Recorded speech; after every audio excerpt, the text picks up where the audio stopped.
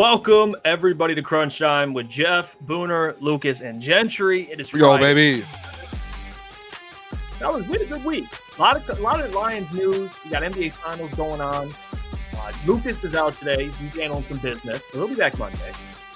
And also, we had our video drop today, us responding to Pat McAfee, so please go check that out. It's a great video, and the people seem to enjoy it.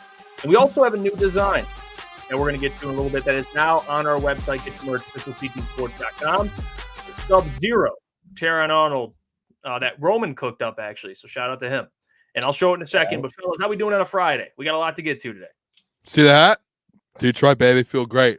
I don't know if anyone saw like the train station or whatever it was that opened up last night. I don't know if anyone in our chat was there. I watched it a little bit online. Beautiful. It was unbelievable. Eminem was there. Everyone was there. Yeah, Jelly Jared Roll. Jelly Roll. Amon-Ra, Barry. I love Detroit events, man. It's unbelievable. We got to start. Our crew, challenge us. We need to start making sure when those events happen that we are there. We need to figure that out. I know it was during our show, though, actually. So take that. Booner, I know you're repping the Detroit Tigers hat, but you know they're down 9-0 right now. That's all right. That's all right. It seemed like you're in a good mood wearing the hat. But... No, this is more so just a Detroit hat, you know. Okay. There's a Tiger symbol. I didn't realize. The Detroit hat shows the Tiger symbol. It's a Detroit hat. Well, fellas, I'm going to show off this design here on the website, Official CT Sports. Get your merch. But here's the Sub-Zero design. It is live. We have a hoodie and a tee.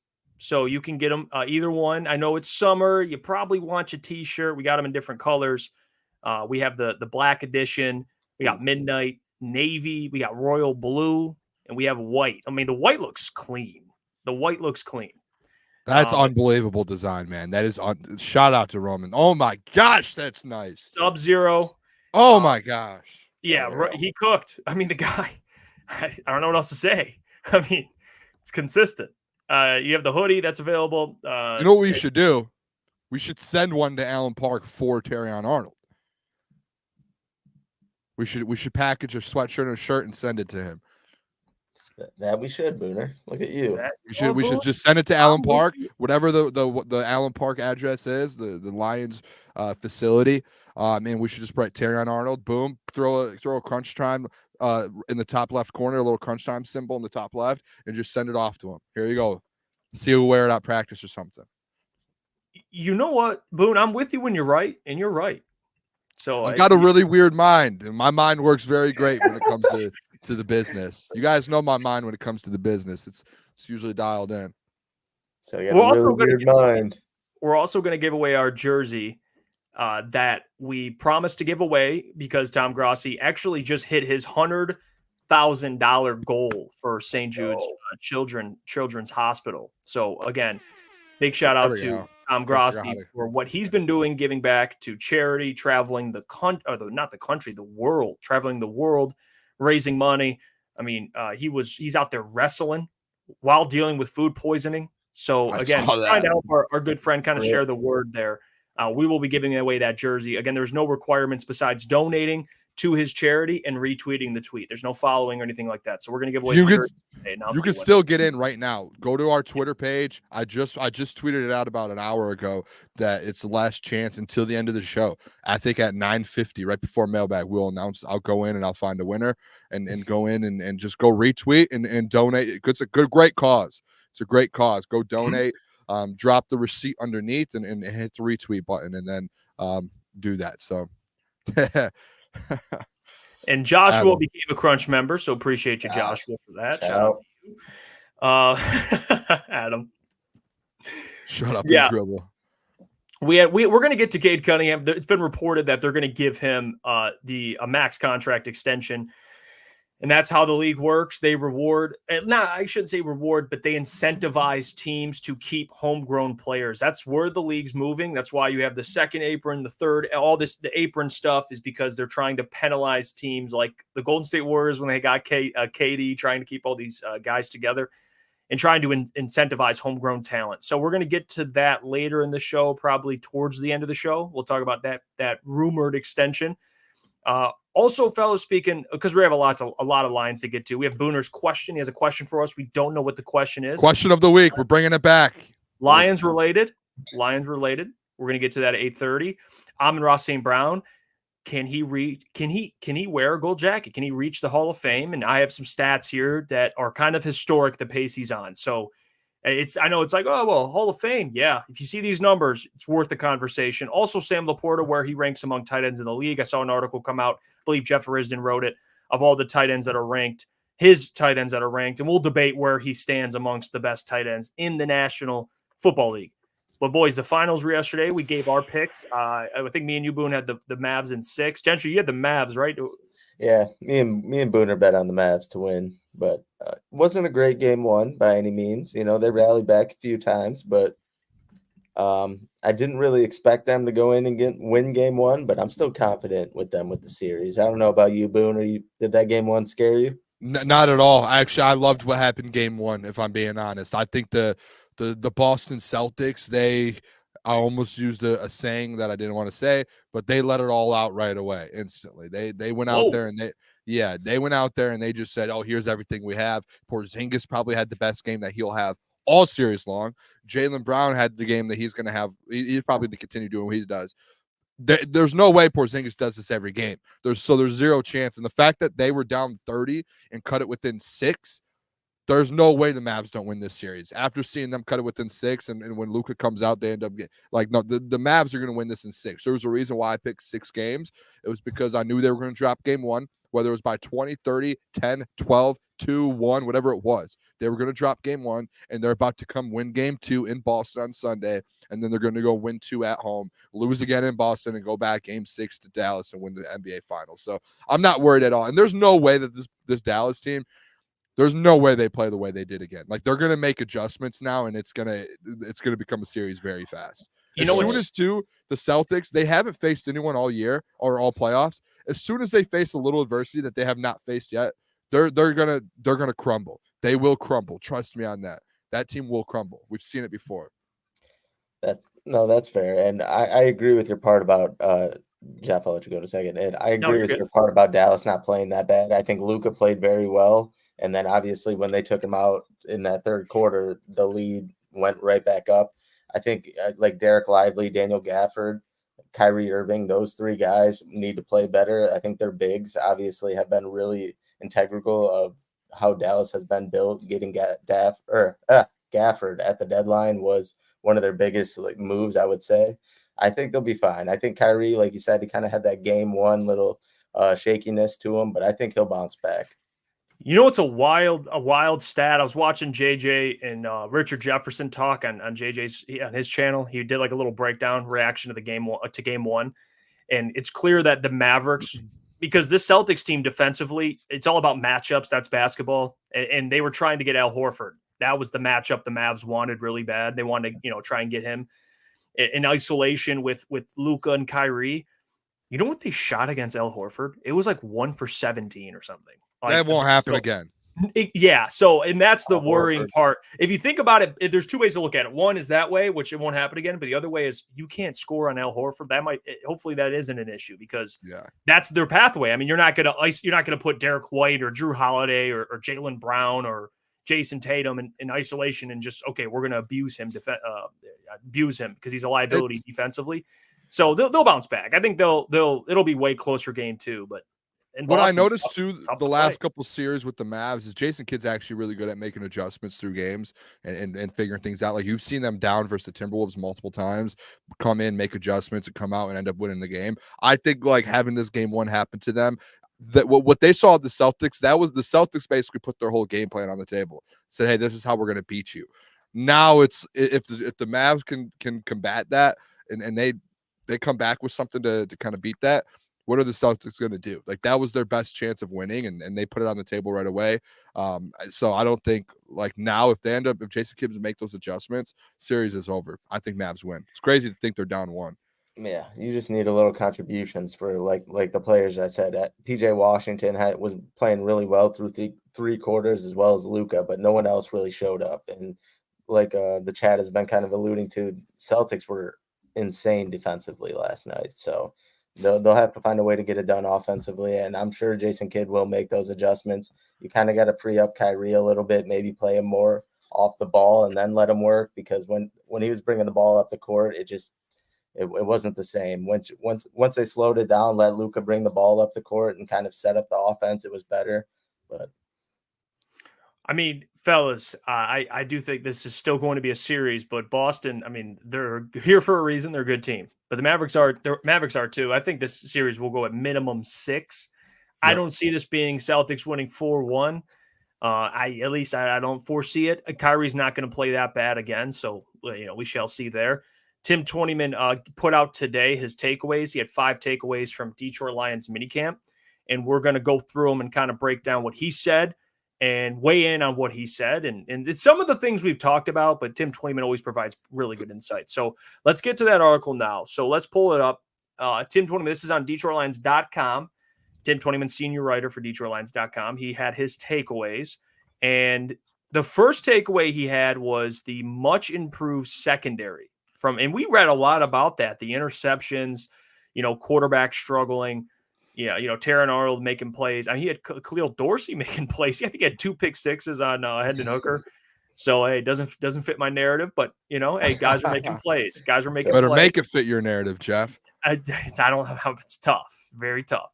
But number one, much improved secondary. Tim writes here, GM Brad Holmes went to work this offseason revamping the cornerback room, and the very early returns look good for what the team hopes is a much improved secondary.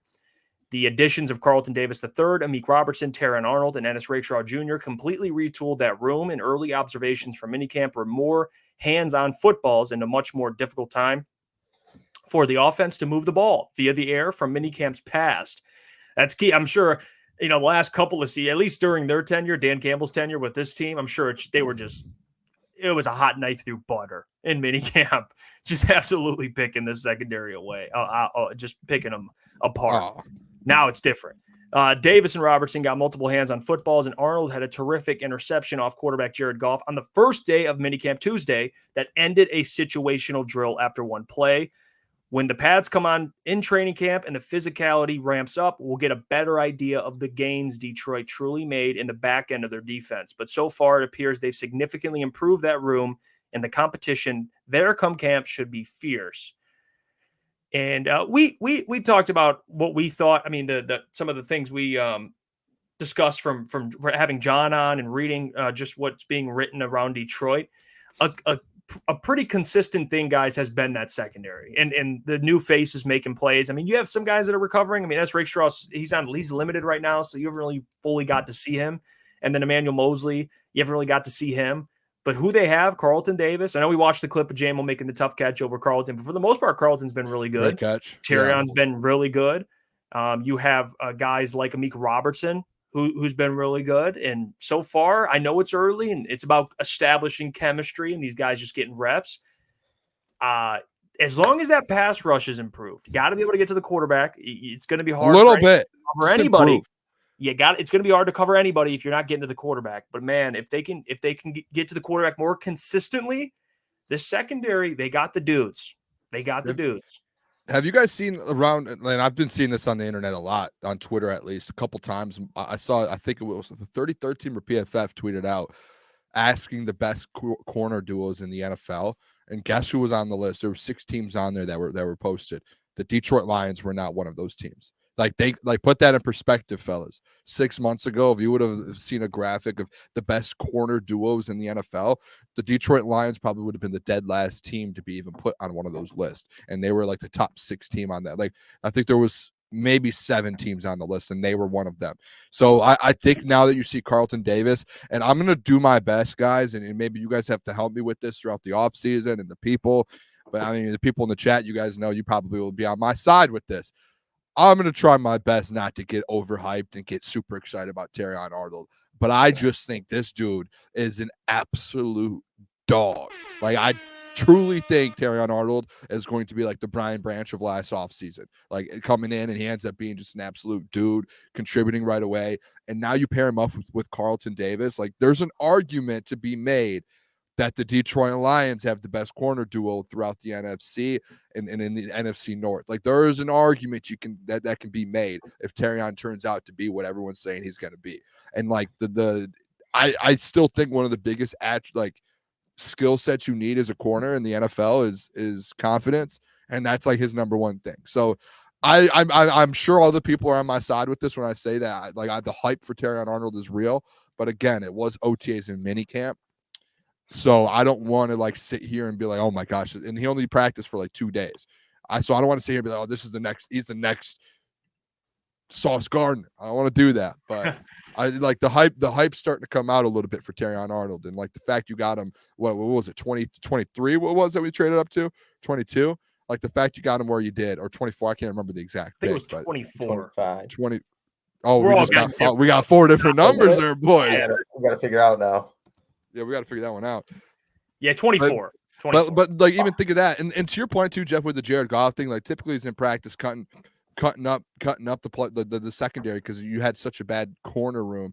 Now it's like that's going to make Jared Goff even help prepare Jared Goff for bigger games throughout the season. Like he's going to get more help. Like that's going to tighten his skills up and hone in his skills. So I'm excited for this, but I'm excited. I want to see when it comes down to it. It might just be a homer take, but when Terrion goes out there, I want to see, because if he ends up being who people think he is, one of the best corners in the NFC, like potentially in this draft class, if not the best one, him and Carlton Davis together is a scary, scary corner duo. That's just what it is. And then you have Amik and these other guys to sub in.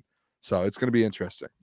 Yeah, the whole thing that the secondary is much improved. It better be. You spent 2 draft picks and you traded for Carlton Davis. It better be much improved. It was one of our biggest weaknesses, if not our biggest, next to edge rushers and getting to the quarterback. So I'm just really curious to see how AG works now that he finally has a cornerback room. Obviously, you made some additions on the defensive line that's going to help him out and help those guys out. But like I said, AG is I don't want to say he's on the hot seat, but he's got to go now. He's got the personnel in front of him, so he's got to go out there and make it work. And he's got some dudes in the secondary. Let's just say that. Yeah, he does, and you're going to need him. I mean, to Coach Walk's point here, NFC North has the best receivers, and they are definitely, go roster by roster. Justin Jefferson, best receiver in football, I would argue. Jordan Addison, really good player alongside him. And you go to the Lions, Amon-Ra St. Brown, he's one of the best receivers. And you go to the Bears, DJ Moore, where does he rank? He's a hell of a player. Keenan Allen, Roma Dunze, who I think will be really good. And then you go to the Packers, like they have I got to really watch out for those Packers, man. Don't forget AJ Hawk. Yeah, we probably should ask AJ if we're allowed to even talk about the Lions here, hype them. We're allowed to put the Packers in that same category. Division to lose. Yeah, the Packers division to lose, but no, they do. They got some receivers as well. That I would say, they got a bunch of guys that are good. I don't think they have anyone yet that's great. I like Jaden Reed. They got some guys, but this NFC North, you need good corners. Even in the NFC, you go around the Eagles, Cowboys with CeeDee Lamb. A lot of teams. Rams haven't even brought them. The Rams have receivers. Once you even the Seahawks got some receivers. There's a lot of teams, and I'm probably leaving some teams out, to be honest. I'm forgetting somebody. But there's going to be it's going to be a gauntlet, especially when you get to the playoffs too. So the Lions, it is. I want to make this very clear too. There are guys that are unproven, like Terrion Arnold. So our expectations of him, we're expecting him to be really good his rookie year. Maybe there could be a situation where there has to be a learning process for him as a rookie. So we have to be patient at the same time. I think guys sometimes expect, especially fan bases are excited, right? Terrion was a lot of people's number 1 corner in the draft. So people are expecting, and Mike Evans, Jeff Olson, thank you for that with the Bucks. Mike Evans too. Bucks got receivers, but a lot of people expect him to just be great because that's kind of his DNA and his mentality. But I think we should be a little more patient, right? If he struggles early on, I'm not going to panic. I'm going to make that clear right now, June 7th. I'm not going to panic, especially week 1 and who they're facing. You got Sean McVay's offense and you got those receivers. So it's going to be a process. I think Carlton, I expect him immediately to be good. Amik Robertson, we've seen enough tape of him playing well, so I expect that as well. But Terrion, I just think, Mike, we got to I don't want to say temper it too much because you should be excited, but don't overreact if he struggles a little bit early on. I think that's normal. There's going to be some ups and downs for Terrion, and hopefully as the season progresses, there's a lot more ups, especially ending his season and going into the playoffs because you're going to need him to be really good. Rakestraw, I've already said I'm not expecting him early given I haven't really seen much of him. So I think it's going to be a little more of a process for him. But Terrion, he will be a great player. We just got to be a little patient because cornerback, I think besides quarterback, is the hardest position to play. It is. I mean, you're backpedaling against world-class athletes. So just keep in mind, you might not see you're not going to see Terrion's full ceiling, I think, until year 2, 3, 4, when he starts really blossoming. That's why I could be wrong. He could come out and be just elite. Who knows? Because there's been a lot of, like, even if you watch the NFL draft, even guys like Bill Belichick when he was covering the draft, he even mentioned as well. I think it was him. I could be wrong, but like you hear guys mention that all the time, like how tough of a position it is for a corner to come into the NFL and dominate right away. You don't see it a lot. Like the last guy was Sauce, Devon Witherspoon last year did. There's those really too. Yep. Yeah, there's like a guy maybe at one every couple of years, and we've had 2 the last couple of years with Sauce and Devon Witherspoon. I do allude to this a lot though, and I mentioned this in our draft coverage, was Brad Holmes. He wasn't going to go Jahmyr Gibbs right away last year. If Devon Witherspoon was available and the Seahawks didn't take Witherspoon, Brad Holmes was going to stay put essentially and take Witherspoon. So I do think, like Brad's mentioned, that he is kind of a corner savant. That's kind of what he prides himself. That was what he focused on a lot in LA, was evaluating corners and secondary. So for him, the only other corner we've ever heard that he was very, very high on in his tenure in Detroit was Devon Witherspoon, which he ended up not getting because the Seahawks took. And we saw what Devon Witherspoon was. So now the second corner that he had number 1 on his draft board this year, and he obviously traded up to go get, is Terrion Arnold. So to me, it makes me feel like he has a good idea of corners. Like he's 1 for 1 for the players that we know that he liked. So like I do think, like, if it turns out to be like a Devon Witherspoon, maybe not, but that's kind of the hope, that you're like that type of high level. But again, that's why I say I don't want to, as a Lions, people want to say, oh, Booner, you're a Lions slappy sometimes. I don't want to get too much into the Terrion Arnold hype because, again, as a rookie, you don't want to be like he's gonna struggle at some points. There's gonna be plays he misses. He's gonna get beat at some point, and if he doesn't, that means he ends up being a guy like Devon Witherspoon or Sauce Gardner, which is what you would like. That's best case scenario. Yeah, that's most ideal. And maybe I even am victim to this, Booner, and I kind of want your thoughts on this. When we think of Terrion, I think, and I don't want to speak for everybody, but you look at that pick 24. But people also have to understand, and even I have to be talking about tempering my expectations, that this was a heavy offensive draft. Yep. So I don't think Terrion being the 24th pick, yes, he was the 24th pick, but in other drafts, he could have easily been a top 10 pick, just like Devon Witherspoon. I just think this draft was weird because even guys like, Latu was the first edge off the board. You had Dallas Turner go damn near close to the 20s. So, and again, I'm not one of those guys who we look at mock drafts and that's the Bible, but it was a heavy offensive draft. I mean, you had Michael Penix go top 10. So I don't go top 12. Yeah. I don't think his draft position should dictate the expectations. Like he could, even though he was picked at 24. And I know Lukas, we had this conversation with Lukas. Remember going through corners in the 20s when I wanted to Kool-Aid because I didn't think Terrion would be there. Well, he's like, there's not a lot of great corners that are drafted in the 20s. I do think this could be an exception. I do. There's a part of me that thinks that, Boone, given the player you got at 24, not just his draft position. Does that make sense? There's conversations. Me and you have the conversation all the time. Like when we were talking about the Cade Cunningham, like stats does, like when you pull stats up like that, like, oh, this has happened this many times. This, like it does. Yeah, there is meaning behind it, but there are nuances and there are kind of, okay, let's take a grain of salt with some of these.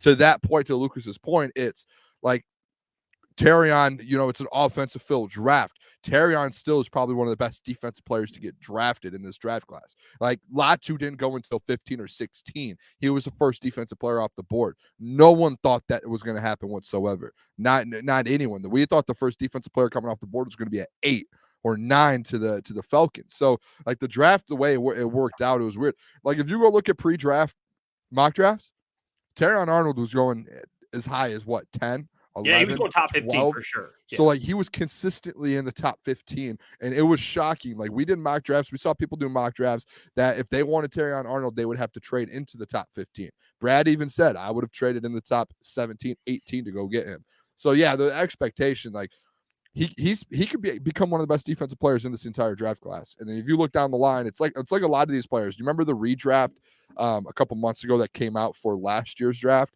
And the Detroit Lions had almost like their top 4 players, like all the second round picks and the first round picks were all redrafted in the first like top 25 picks or something like that. Like Brian Branch, Sam LaPorta, like all these guys. Jack Campbell was still in the first round. So wait a year now, and like we can have that conversation a year or two, let's say 2 years down the line. If there's a redraft, I wouldn't be shocked if you did a redraft and Terrion is in a redraft if it goes top 10. Because this guy turned out to be really good. What you're saying isn't because you're right. It's not just the mock drafts. It's what Brad actually said. He actually said he was surprised he even fell. So yeah, I don't want it to be like, oh, you guys are just looking at the mock drafts. No, based on what you're saying, Boone, you're talking about what Brad Holmes said. Like Brad said, I thought he would be gone. I thought he'd already be gone. Yeah.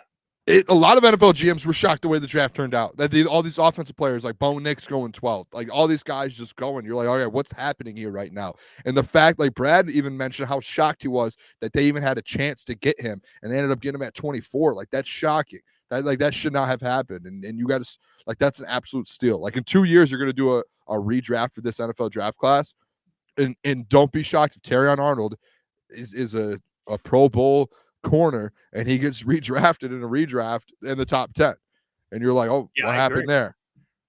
Let's get to the rest of this. We're really not the rest. Well, he has 5 takeaways. This is the second one. The second one that Tim Twentyman mentioned was competition at receiver will be fun to watch. He wrote here, Amon-Ra St. Brown has been his steady playmaking self this spring. No surprise. And Jameson Williams has had a good minicamp as he steps into the number 2 receiver role. What will be great to watch in camp? What will be great to watch in camp is how the pecking order at receiver falls into place from there. Veteran Kalif Raymond has had a terrific spring and is a player who stood out to me in minicamp. We talked about him yesterday. He's a glue piece on this roster, and he has earned the trust of Goff. Don't be surprised if he sees a significant uptick in targets and receptions this season. After that, Donovan Peoples-Jones, Antoine Green, Darius Fountain, Maurice Alexander, and others will be fighting for a couple spots. Green is one I'll have a close eye on come camp. The Lions loved his big playability coming out of North Carolina, and now with a year under his belt and the entire route tree at his disposal, he could be someone who makes big strides in his second season. So, I mean, hey, by the way, that comment about Kalif Raymond, we just talked about that 2 days ago, and how he was flying a little under our radar. Not that we didn't think any less of Kalif. We thought he'd have an increase in production, but the way he's been performing, I mean, you're reading, okay, touchdown, Kalif, touchdown. Like the report with him and Goff, like it's always been there. Like it probably, I don't know how we missed even DPJ. Technically, this is his first offseason. So him and Goff are still building rapport. Kalif's been here, the last 3 seasons? And he he averages like 550 yards per year here in Detroit. That's really good for a guy like him, like a role player. Yeah. I think we put that video out a couple days ago, and then everyone started talking about the Kalif Raymond stuff, and it's coming out. So I think that's we could just put that to the side. Kalif Raymond's going to be a big part of this offense going forward. I am interested. It was probably because Jared Goff brought him up, but we doubled down. We're taking that one. Well, we were the first on. We doubled down on it, but it was definitely Goff. You know, we were the first on the scene with that. It doesn't fit our narrative. No, that's fair. As long as those two are doing, sorry to cut you off, Boone. As long as those two are going wide receiver 3, wide receiver 4, and they're both contributing, all the other guys contributing is just a plus. I think DPJ and Kalif will be fine. Wide receiver 3s, wide receiver 4s. And they're going to fit in. So, by the way, obviously, Kalif is fit in. I posted the video, the DPJ video that the doc asked the question. I posted it out there, and not a ton of comments instantly, but we started getting comments, and I started reading some of the comments that came in. Saw a couple comments about the conversation that I had, bringing up, hey, is it kind of weird that Dan praises all these other players when get asked about them and didn't with DPJ? And I saw some comments under our tweet of some fans and some listeners that said, I don't know if they watched our show, but on their own, we're like, hey, is it weird that Dan didn't praise him, but he's praising other, like, so I'm not crazy thinking that. Like, that's actually something. No, you're not thinking about there. It's like, I know it's only a mini camp, but we're taking notes. I brought that up earlier when he originally praised J-Mo early on. I said that he wasn't having that same energy towards J-Mo last year. And if J-Mo was struggling, he kind of expressed it in a way. So he doesn't just go out there and praise people for no reason. So if you're getting praised by Dan Campbell, it's definitely for a good reason. And if you're not, it might not be, there's something going might on. not be so good. The Antoine Green thing too. Do you guys remember? It's weird. The comments and the thing coming out of camp with him was like, yeah, he's been doing good, and it seems, I don't know, it's like he's been making some plays, but it's like nothing to where it's like, hey, he's taking big steps to where, hey, he's probably gonna get. No, it's do you guys see what I'm saying coming from with that? I know I didn't. Yeah, that very well at all. I was gonna say, to be honest, Boone, you were absolutely. It was a great point you made, bringing up like, hey guys, why is Dan? Because Dan is an honest. He is one of the, and this is what I respect about Dan as a head coach when he comes to the media. He keeps it 100. He comes in, he says what he thinks. He doesn't hold too many things back. There'll be some times where it'll be coach talk, and it's like, okay, we understand. Like, we get. He's not going to give out too much, but he'll be honest. If you ask him about a player and the player's doing well, he'll tell you he's doing well. He's not going to keep things in house like that. So for DPJ, like for him to be like, oh, he kind of mentioned what he expects out of him. And I don't know if that was kind of like something that he's been telling DPJ to like work on. So maybe that was maybe a little foreshadow there. But I think how Tim wrote this article, fellas, is exactly the pecking order. I think there's Amon-Ra, J-Mo, Khalif, and then he grouped DPJ with like Antoine Green. I think that's kind of what it is now. It is, but it's not what we wanted, if I'm being honest. And I love you guys, and I love everyone. It could change, but as of right now, I think they're kind of like Tim said, they're grouped together. It's like Antoine, DPJ, Maurice, and Dries Fountain. I do think this is a position group. Dan finished the press conference off this week, and they asked him, hey, are you and Brad going to make any moves in the next couple of weeks heading up to training camp? And he said, I'm going to sit down with Brad next week. The only thing I want to address is there's obviously parts on this team to where I want more depth. And that was what he mentioned. He said, I want to get more depth. We obviously have the players we want, but there is depth. And that's something I've been preaching all offseason is right now it's about depth in certain position groups, defensive edge, wide receiver, safety. So I do think, and I wouldn't be shocked, I don't want people to hate me for saying this, I think wide receiver is that position group to where they sit down next week and they say, hey, let's go look at some of these post-June 1 cuts. Let's go look at some players that are looking to get traded. Let's go look at free agents. Maybe we add depth in the wide receiver room because DPJ the last 2 weeks, we haven't heard much about him. Maybe we need to put more pressure on that. And that was where my point weeks ago was put pressure. What's happening in the corner room right now? You need that to be happening in the wide receiver room. And it doesn't seem that's happening essentially. Right. So that's what you need. So I wouldn't be shocked if that's a move that's made in the next 3 or 4 weeks. Yeah, and I'm not panicking too much on DPJ, Booner. I get what you're saying and where you're coming from. And I just kind of look at that list. Those first 3 guys, Khalif, J-Mo, St. Brown, have been with the team for a couple of seasons. And then you got the guys below that haven't been. Sure. And then I think Maurice or Alexander obviously hasn't been. But a lot of those guys listed below are newer to the team and still getting used to things here. So that's why I'm not panicking too much about DPJ. He really hasn't had that full off season. Like if it's the same energy right now when training camp ends, then I would be worrying. I agree. Yeah, that's what training camp's going to tell a lot. Yeah. I think as a player, he's the best of that group. Obviously, but as of right now, it's early. But that's what it is. I hate to be like the DPJ guy. Like it's. I get what you guys are saying. I think he's going to be able to produce. It's just me. It's more so like I'm not putting all my cards into DPJ, and that's where I feel like some people are like, hey, let's still give him a chance. And hey, guys, we should still question it a little bit because, he's had one good season in his career, but that's it. And then now, and that was like a big see. We've seen players all the time in the NFL have one good year and not do anything else after and just be average. Like if that's what he is, okay, that's fine. Find another player to come in and let him be wide receiver 5. But all you need at that position is probably average. If that's what he is, I don't think that's a bad thing. And maybe I was wrong in my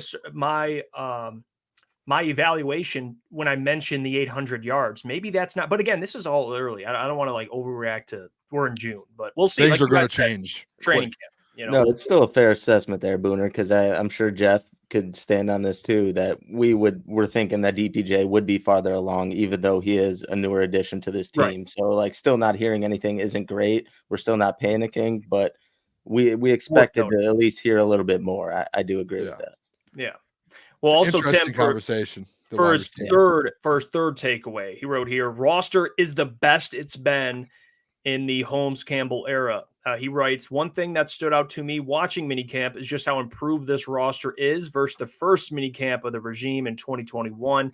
It's really night and day. And that's credit to both Holmes and Campbell for having an eye for talent and being able to develop it.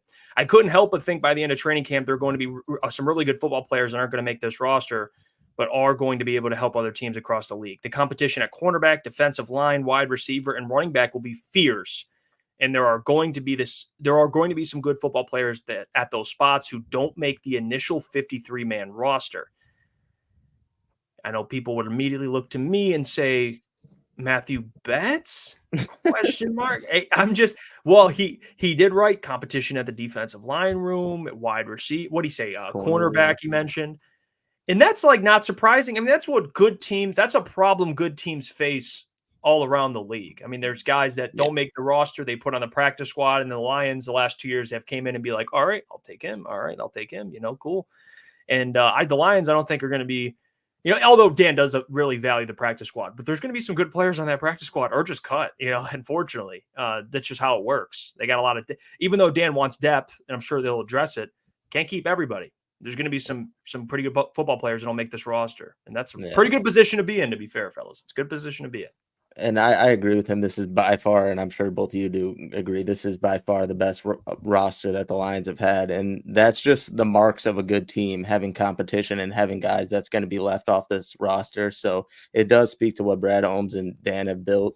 And this is just the position that you want to be in. If you're a winning team, you're a contending team, this is going to happen from off season to off season. That's just the way it is.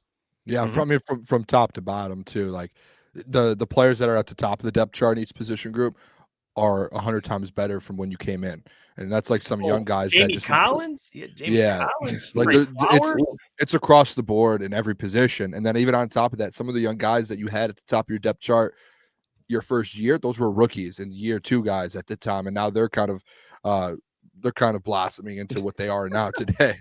I was like, well, what's going on here? But like it's even like that to that point. It's when we start looking at these 2-1 cuts and like training camp ads, and when you start cutting guys, it makes it that much harder now when you have a better roster to cut guys, and number two as well to bring guys in, because like you have to get a lot more picky when you're bringing guys in now coming from June 1 cuts or training camp cuts. Like you're just not going to be bringing random guys in anymore like you have in the past. So it's going to get a lot more tricky and it's tougher, but you have a roster like the 49ers and the Chiefs now, and how the Steelers did for all those years. Like you have a roster that's going to, like for years to come, and it's going to be at this level, and it's going to be like you have to maintain it now. That's how I look at it. Like, let's maintain this thing for the next 4 years. Mm-hmm. That's how it works. It's exciting. I mean, the best that they've had. This might be the best roster all top to bottom in my lifetime for the Detroit Lions. Honestly. I mean, and that's if you're a good general manager, and we'll throw Dan in there, good general manager head coach duo, and you're taking over a rebuild. The NFL allows teams to go from there. That's why there's a saying, worst to first. We talk about it every year. You should be able to turn around a roster in about 3 seasons. That's the timeline for most teams. If you're competent. Yeah. The Lions have not had competence in their front office, so it's never been 3 years. But for most organizations that are run correctly, it's about 3 years. That's usually the timeline, unless I guess a scenario would be like you hit on a superstar quarterback year 1 in the draft and he propels you. But usually it's about 3 years. Lions are on track. I mean, they went to the NFC Championship, I guess, in what you call that year 3, I guess. So 4 years now. They're going into year 4. Yeah. I mean, that and what helps that is having Brad Holmes. Because when you hit on talent, it excels any rebuild. When you draft Hall of Fame caliber players, when you draft Penei Sewell your first draft, Aiden Hutchinson, Amon-Ra St. Brown, you acquire Jared Goff to start, who is a Pro Bowl quarterback. It helps, and you build correctly. And Dan Campbell's proven to be a good head coach. So yeah, they've put this thing together correctly, and not only that, but they've got rid of the trash, and they brought in some gold, some great pieces, and coaches too. Finding Ben Johnson just luckily was there. Like he was just chilling there on the coaching staff. So yeah, they've done everything correctly. They have for the most part. Breaking news. Are you able to pull up the Detroit Lions Twitter real quick?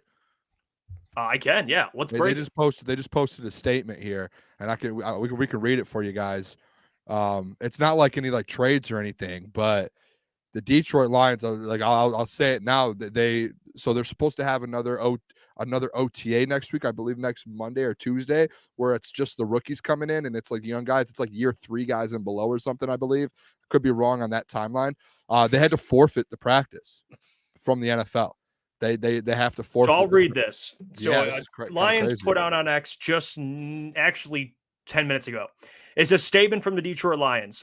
Quote, on Friday evening, the organization was made aware by the NFL and NFLPA that OTA practices held the week of May 27th violated player work rules pertaining to on-field physical contact to the collective bargaining agreement. As a result, the team's OTA practice scheduled for Monday, June 10th, this upcoming Monday, has been forfeited.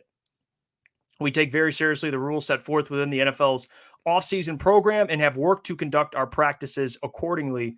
We will continue to be vigilant with our practices moving forward. So what is that? Simple mistake. They suited up a little early. I guess that's what you'd call it. Yeah. It's gritty football right there. That's what Dan Campbell wants. That's what he wants. All right. The boys got a Monday off. That's all I seen.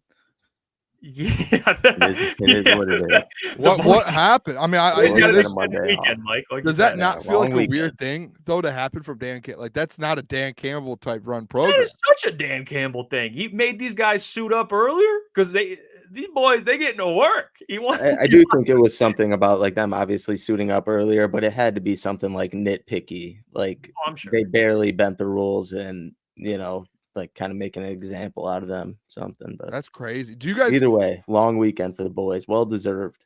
That's crazy. I wonder what happened. I just texted Doc. I was like, I wanted to know if he heard anything. Tell me what Doc says. I mean, I don't know the specifics of it, but basically reading the statement, it says was made aware by the NFL and NFLPA that organized team activities, the practices they had held the week of May 27th violated player work rules pertaining to on-field physical contact. Last week. I think it might have been early. They did it a little too early, but again, that's like, okay, who cares? You could be the Falcons who are tampering and they're going to lose first round picks, or potentially. Like they didn't do it. This is a big nothing burger. Do you remember yesterday I sent you guys the video and not a lot of people saw it, but Terrion Arnold posted a video on Twitter of a practice and like instantly it was deleted. Like Ennis Rakestraw quote tweeted something on it, and then like 2 minutes to put that out. 2 minutes later it got deleted. Like it was like a drill at practice. So I wonder if the NFL, like there was something within that drill that they saw. I don't know. I'm just trying to think of what it could be.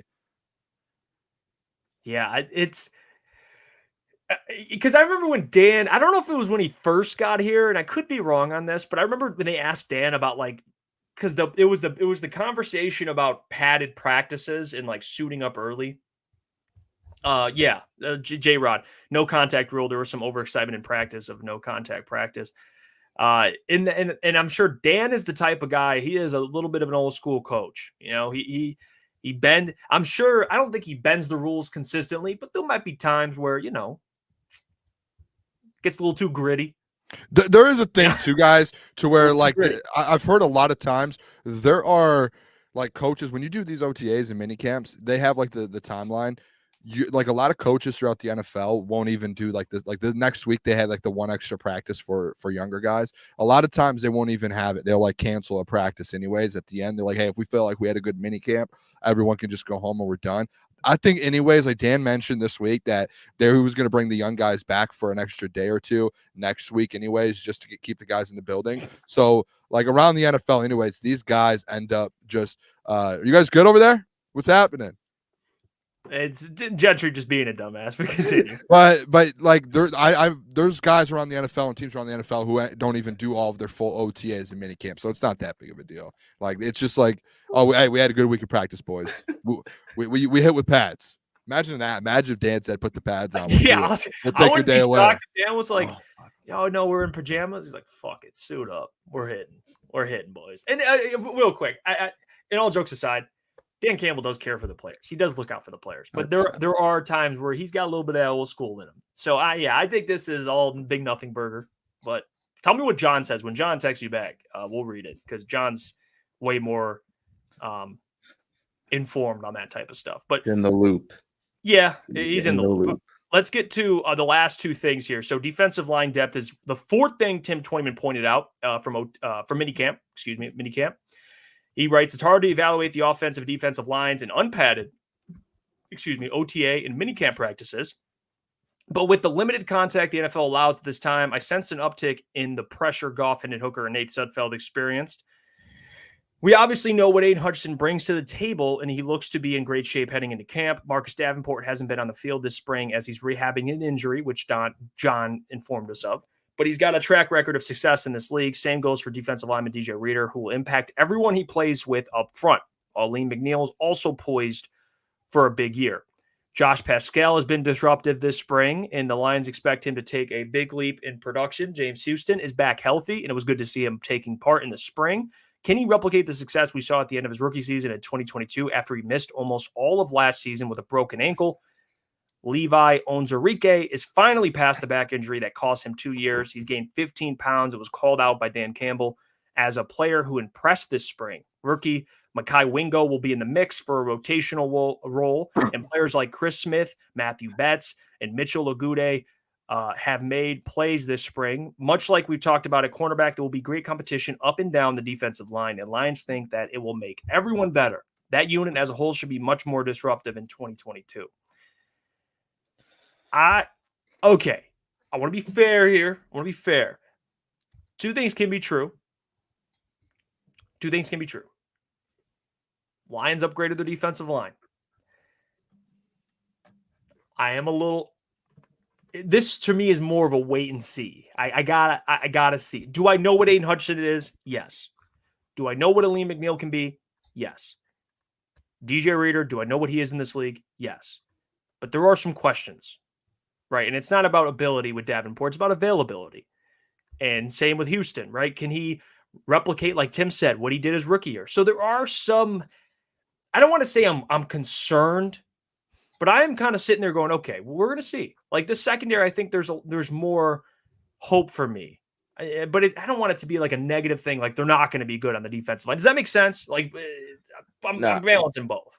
I agree. They did make some upgrades and they do have some depth, but there is still some question marks around that depth. And I do think you're right. The additions of DJ Reader, Davenport, there's still some question marks around Davenport, but I think DJ Reader's going to be fine. Aleem McNeil is going to be great with a DJ Reader next to him.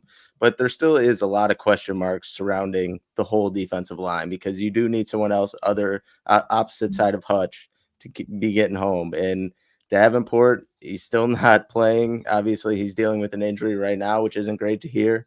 But we do have James Houston out there, and hopefully he makes some noise coming back. But no, I'm 100% there with you.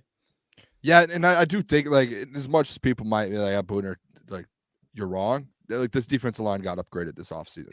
They did. And that's the big key to it was week 2 or 3 last year. I started the whole train of you need to get rid of Charles Harris and the Aquara brothers and you need to make an upgrade. And they did that. And whether you like the upgrades they made on the defensive edge room with Davenport and Betts and Mekhi Wingo, if he kind of transitioned out there and kind of Josh Pascal getting a little bit better, like whether you like that or not, they still made some sort of upgrade and changes to that room, which is what we all needed and what I think everyone was asking for. So it's going to be interesting. Like Davenport, hopefully in training camp, you get to see what he's about. DJ Reader, I don't know if it's something to where you guys like. I don't know where you guys are at with DJ Reader. Like, I'm not sitting here like, oh, I have to see DJ Reader in training camp. Like, yes, I would love him to be there. I'm with you.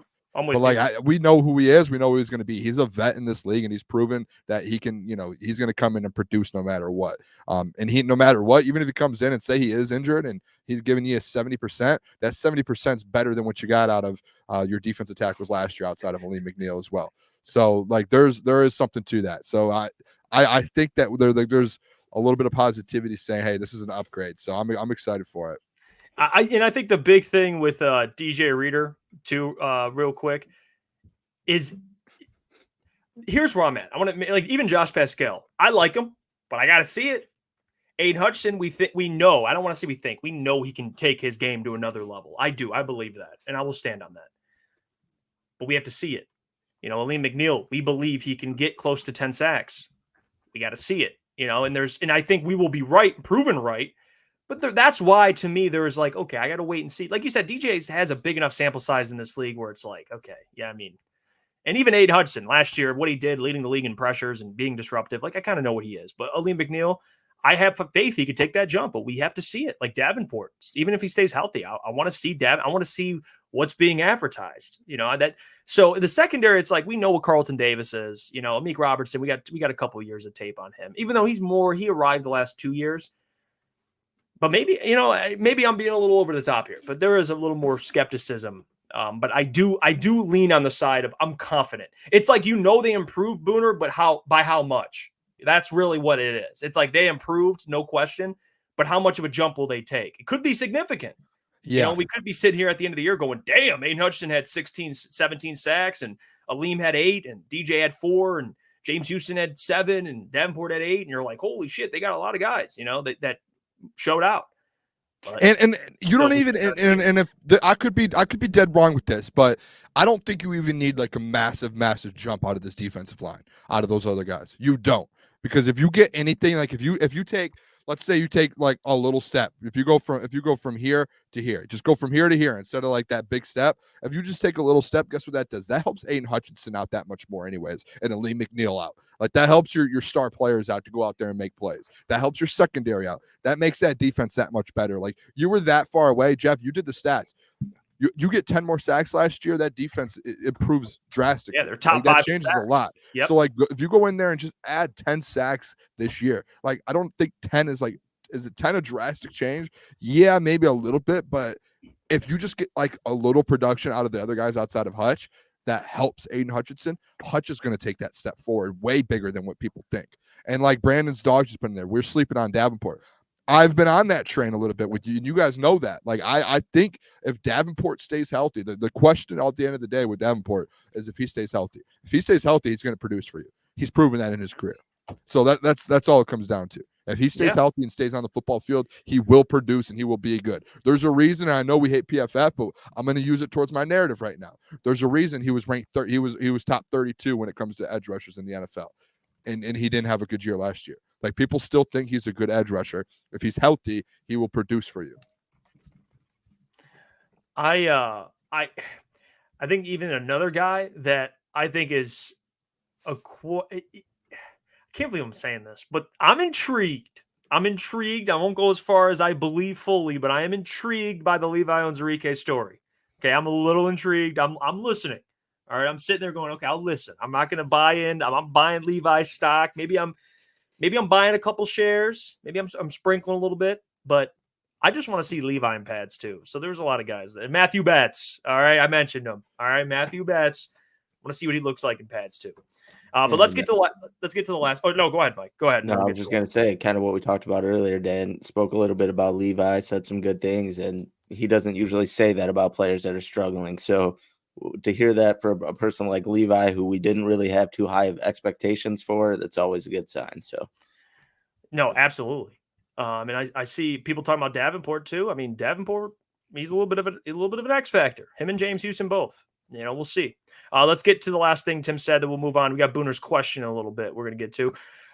Tim writes as the last thing, continuity makes a difference. I thought Campbell had a good line when he said, because of the continuity in the coaching staff and the return of offensive coordinator Ben Johnson, defensive coordinator Aaron Glenn, and special teams coordinator Dave Phipp, he felt like they were starting the offseason training program at level 401 versus some other teams who might be starting at level 101.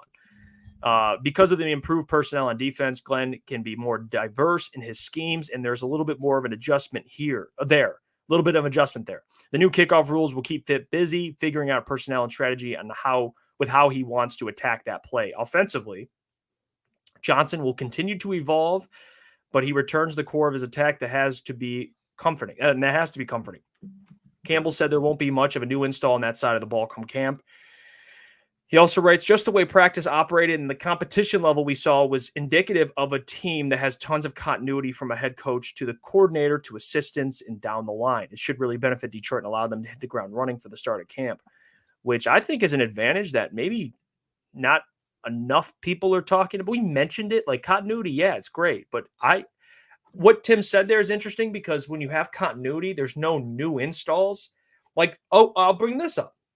The Packers, AJ Hawk, the hill he's dying on. They should be favorited. They brought in the new defensive coordinator. You know what that means? New scheme. You know what that means? Trying to iron out some kinks before training camp. And I think the Lions, every team's got something, you got to iron out some things. This ain't nothing new. I mean, there's maybe some things that are being implemented. And like Tim said, AG could be more creative. But fellas, like this, when you're in a system for a certain amount of time, you get to that point where you're just reacting. Yep. And I think the Packers bring them up again, like new defensive scheme. I don't think they'll be just, okay, we'll just be able to react. There's still a learning curve. There's learning curves and things you have to go through. Yeah. Like Derek Barnes, he spoke to the media yesterday or 2 days ago, and he mentioned how good it is for his career. Like he had a decent year last year. Like it was not a bad year at all. And when Derek Barnes went through all of that, like last year, he's still like, you're still trying to develop with AG and figure out the plays and do all this. And he said this year it's been so good for him. And the same with Jack and like Enzo. It's that you essentially have the same playbook. Like the installs are the same thing essentially on both sides of the ball. And now that you're here for another year and you've gone through it, now it's just about, hey, we already know the plays. We already know what we're doing. We know everything. Now it's about like, we can just actually figure out how to get better in smaller things and like improving our game within the defense. And that, like, that's when you start seeing the real development. I feel like it's the same thing on the offensive side of the ball. Like LaPorta, like these guys are mentioned, like it's essentially similar installs to last year. Dan said like the install that they have coming into training camp, he was like, we're not adding anything new. So like, you guys know what it is. Now it's about reacting. It's about honing in those skills and all the little things. And now that you've been here and AG's been here and Ben Johnson's been here for 2 or 3 years, dude, now these guys are just they're just working on their game. And like, how can I get better within this offense? How can I get better within this defense? Like that changes everything. That's when you start seeing real steps get taken forward and becoming an elite football team.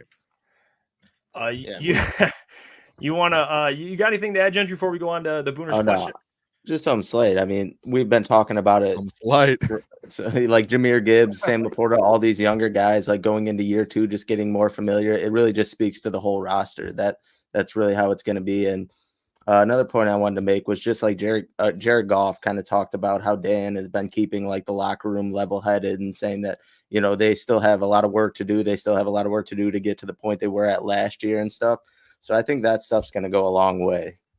Yeah. Well said. I think a lot of players now, even a guy like JMO, even though he's been coming along slowly, he's just getting more reps in the same system. They haven't changed coaches, so it benefits him a ton. Booner. So real quick before we do my question, it sounds like it was just something to where like it was a contact when people aren't supposed to be getting contacted, or like it was just like, so there was contact like during practice, like a day at practice or something. Maybe someone wasn't supposed to, or you weren't supposed to be on the field or on the field. It was, I don't know, but I'm going to say this. I just went on Twitter because I posted it from our Twitter account and I posted it on mine to push it out there a little bit. And the internet right now, they don't care about the violation. The whole internet is turning into a Dan Campbell just loves ball, boys. This man loves football. You can't keep Dan Campbell off the field. You can't stop Dan Campbell from talking football with the boys. That's what this is turning into on Twitter. If you go on Twitter right now, it's just like everyone being like, Dan Campbell just loves ball. Yeah, loves ball. That's what I mean. The guy just too much grit. He just wants to talk ball. Can't talk ball. Dude, it's illegal to talk ball. That's what it is.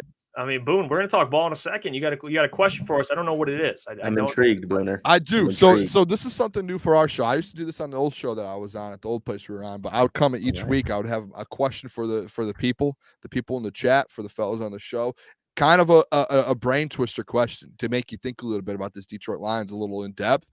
And it's kind of a question that's going to put you on the spot. I like asking these questions without telling people because you have to initial reaction. Do you know what I mean? Like, it's not like something like, yeah, we do love sometimes prepping and knowing like, hey, this is what I want to say. This is what I want to do. Initial reactions sometimes, especially after coming out of OTAs and minicamp, that is what I want to hear out of the people. Because that's typically when that's like you're getting the truth out of someone. So This is a perfect question. I feel like now that OTAs is over, mini camp's over. By the way, I want to make sure here. The doc did put an article out too, so I wonder if there's any more in that article.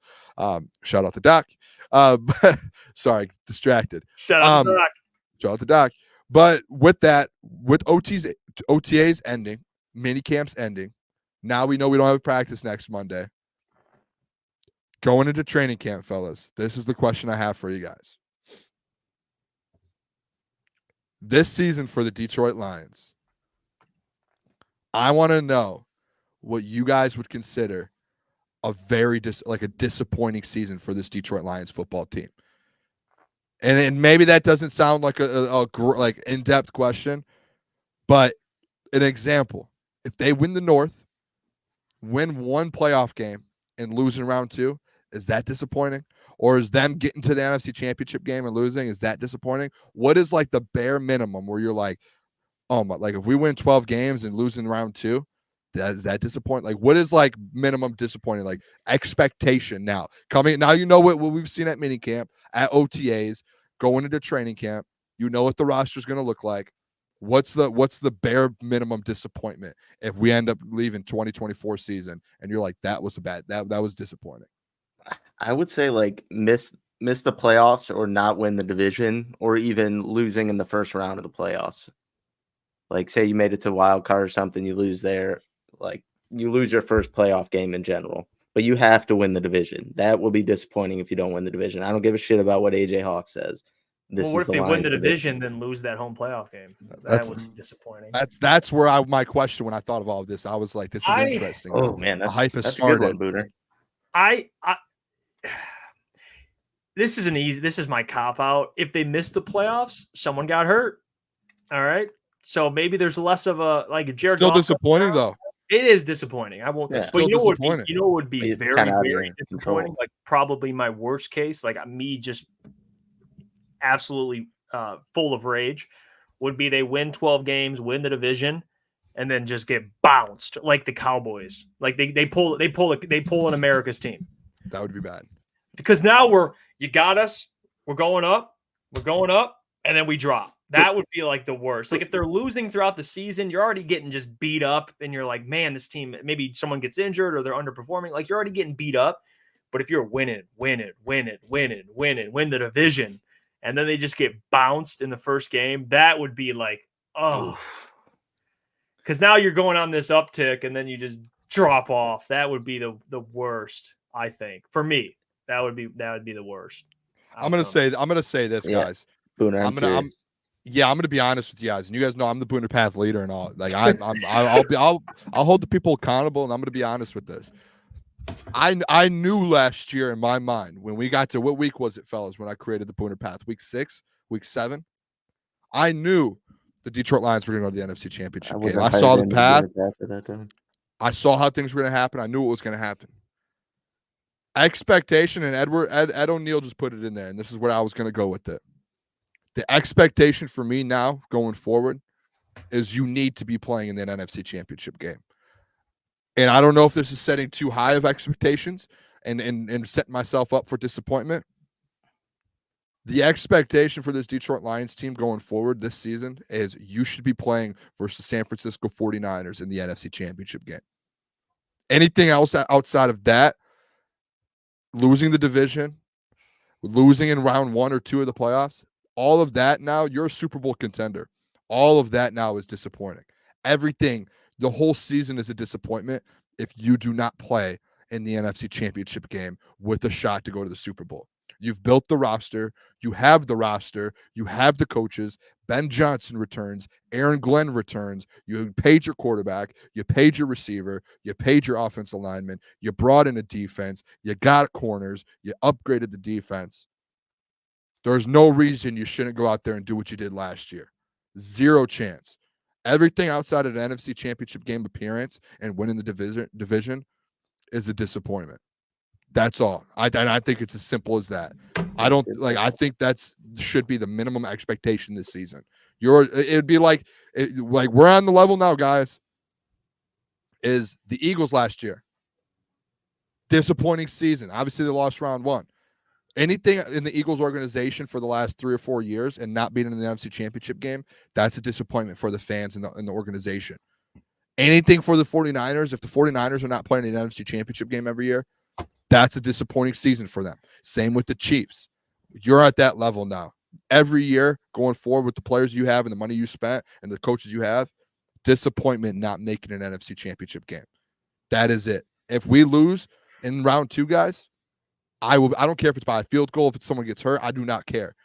That's a disappointing season to me in the Booner. Yeah, I would agree. I think the NFC Championship game has to be the floor, and I guess I would add, who are they facing? You know, if you lose like the NFC Championship game, now they should beat whoever's there. I think that's that. If you make it back, that's a success. If you make it back, I'm like, all right, we put ourselves back in the position. We're good. Win or loss, okay, like we're back. Like, let's say hypothetically, you know what, Coach? I just read my mind. What if we're playing the Rams in the NFC Championship game and they lose? Like, take out the Jared Goff. I'm talking about a team that you believe you're better than, no question, better than, and they lose. That would sting a lot. Like, rather than the Eagles or 49ers, where not that I would be okay with, you'd be frustrated no matter what, but at least it's like, okay, you know, they're on the same tier. Rams to me, sorry, Etienne, I know it's your team. I think the Lions are better than the Rams. Yeah. So that would, I think, sting more. And then you take into the account that it's Stafford and Jared. But I'm just talking about as a team that you should beat. I would be very disappointed. Very, very disappointed. Either way, I would, but that scenario, I definitely would. Ed O'Neill, thank you for the $5. His Lions play 11 teams who won 9 or more games last year. If they get to 12 or more, they won't be a fraud. Every team since 2019 has had at least one repeat. Yeah.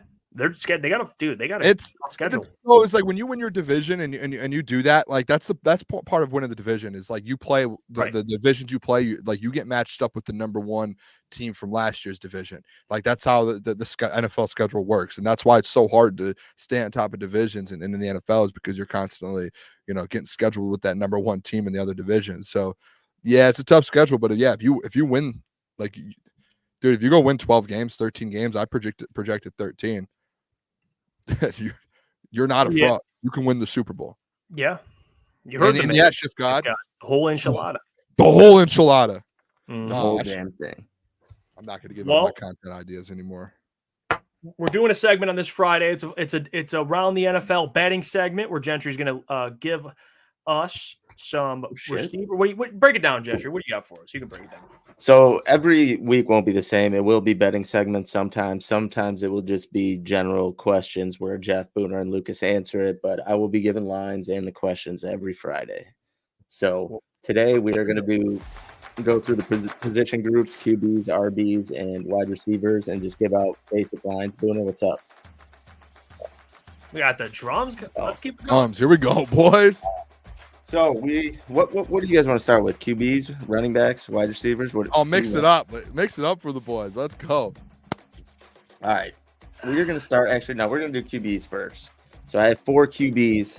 We're going to start with the first one. Over under, and this is passing yards, obviously. Brock Purdy, 3,875. 3,875. Over under. He had 4,000 last year, didn't he? 4,300 essentially. I don't have stats on all these, so no, it's okay. I'm just. He had like 4,300 last year, I think. I'm going to go over. I think Brock has another year. I think they added, I think that they still have the weapons that's needed to go out there and do that. I don't see them taking like a massive step back. And he only played in 16 games, struggled in that one game as well versus the Ravens. I think 4,000 yard season for Brock Purdy he's going to get 4,000 again this year. So I think that's an easy over. That's crazy. These are low lines. Even with Christian McCaffrey being the best back in football, he had 4,300. So even if he is again the best back, I think he's going to get at least 4,000. Now, if there's a chance that Christian McCaffrey regresses for whatever reason, more passing yards. So I'm going with over easily on that one. Yeah, I think that one goes over pretty easily too. Was kind of surprised at the line. But next up, Justin Herbert. He's got Jim Harbaugh now. His line is set at 3,575. Over. What do we do? That's like over. What's wrong with these lines? They don't have the greatest wide receivers, and most of these lines are from DraftKings or FanDuel. Just so you know, it's one of the other. You can find them on one of the other. With wide receivers or not, rookie year 4,300 yards. 2021 5,000 yards. 2022 4,700 yards. Last year in 13 games 3,100 yards. He was 400 yards off getting it in 13 games last year. Yeah. Imagine if he stays healthy all season this year. He just throws for a couple like that. That seems so low, dude. I mean, we should be robbing Vegas of their money. We should Jonte Porter them at this point. Jonte Porter them. This is unbelievable. I mean, don't take that. I'm not serious. I don't want any lawsuits against me or anything. This is a new chapter, not only for him with the receivers he currently has, but also Jim Harbaugh now. It's going to be a different scheme in how he wants to run things. Like I've been watching a ton of just national content, Rich Eisen show, and he had Albert Breer on, and he was giving some insight to like Jim's philosophy and Jim, and this is how he treated it with JJ is like, you don't have to do everything. Like you have a team. We're going to make sure you know, not that he's going to turn into like a game manager, but he's just going to make his job easier. But I don't think that entails him throwing under 3,500 passing yards. So I'm going over. I do like the over on that one as well, even though they are going to be a run-first team with Jim, and the wide receiver situation is very sketchy, some would say, but the line just seems too low. All right, we're going to go to the NFC North here, fellas. Jordan Love is at 3,800 flat. So good thing you didn't bring up you didn't ask me about his interceptions or touchdowns, because that would be a little different, but yeah. I think with that receiver core getting a year older, him another year in that system, I do think the yards will be there. I mean, at 17-game season, this is a passing league, and they're going to throw the ball. I'm going to go over. You know, maybe the touchdowns would be a little more difficult depending on what the line's at. I'm curious in the interceptions and stuff like that, but yards, like you can still throw less TDs, but throw for more yards. So I'm going to go over on the yards. Yeah, I think another year in this offense with Matt LaFleur, and then the weapons. A lot of those guys, too, those weapons were hurt last year. Christian Watson was down for over half of the year. And he is super young. So getting another year at a training camp and practice with them, I would have to say they had, 4,200 last year, over 4,000. What was the line, 3,900, essentially? 3,800. 3,800, yeah, it's over. These are low lines. It's like they think that it's going to be a lower passing season this year, but how many guys last year? There were 1, 2, 3, 4, 5, 6, 7, 8, 9, 10 guys last year with over 4,000 passing yards. So I would take the over. I honestly, if I could parlay them, I would go over and take a lot of these guys that are under 4,000. I would take all their overs for over 4,000. Yeah, I do like that, and that's a very good point. That's a good point too. The Josh Jacobs thing, they might. But 3,800 still. I mean, it's not that high. So yeah, we've taken overs on every single one of these, and that's why I've kind of picked them. A lot of them were interesting lines, and like next week will be somewhat similar with some other odds and end QBs. But the last QB on this list, Jalen Hurts, is at 3,525 passing yards. Obviously, you got Saquon Barkley, but they re-signed A.J. Brown. You got Devontae Smith still. You still got Dallas Goedert. So you still have the receivers there. What's Jalen the Hurts line had a at? rough season. 3,500. Yep. 3,525. I'll go ahead here. I instantly was about to say under. I didn't even want to hear the number. I was going to say under. I don't know what's going on with Vegas. These lines are low. He had 3,800 last year. I know Saquon's back. Dude, they have such a good wide receiving core. There's no way. And that was with DeAndre Swift running the ball. A.J. Brown was going dumb last There's year. I don't see AJ. I see A.J. Brown putting up numbers again this year. And Devontae Smith, Dallas Goedert, healthy Dallas Goedert. Yeah, I'm going to go over. I'm going to 30. That's not that much. 3,500 is not a lot. It's even though he's barely going over a couple hundred yards, I think this one. Geno Smith had 3,600 last year. These are getting more difficult. Like the Love one, I had to think about. This one, I'm thinking about it. I would probably lean over, but it's going to be. And you got to think too. I guess out of all the quarterbacks, because I was going to mention this with Brock, if he stays healthy, but Jalen, with how he plays, depending on what the scheme looks like, he's bound to get a little nicked up. I don't know. This one's tough. Booner, you went over? You went over, Boone? I did go over. I'm going to go over, but man, I'm not confident. I think it'll be like barely over, honestly. Barely. So all 4 of those you guys went over. We are going to go to the running backs next. It's going to be rushing yards. What do you think, Gentry? Did you go over on that one? Yeah, I think that one goes over, but I don't think it's by much. I think it'll be like 3,600 if anything. If not, he'll probably be slightly under. I don't know. But that's probably the hardest one out of that group. Yeah.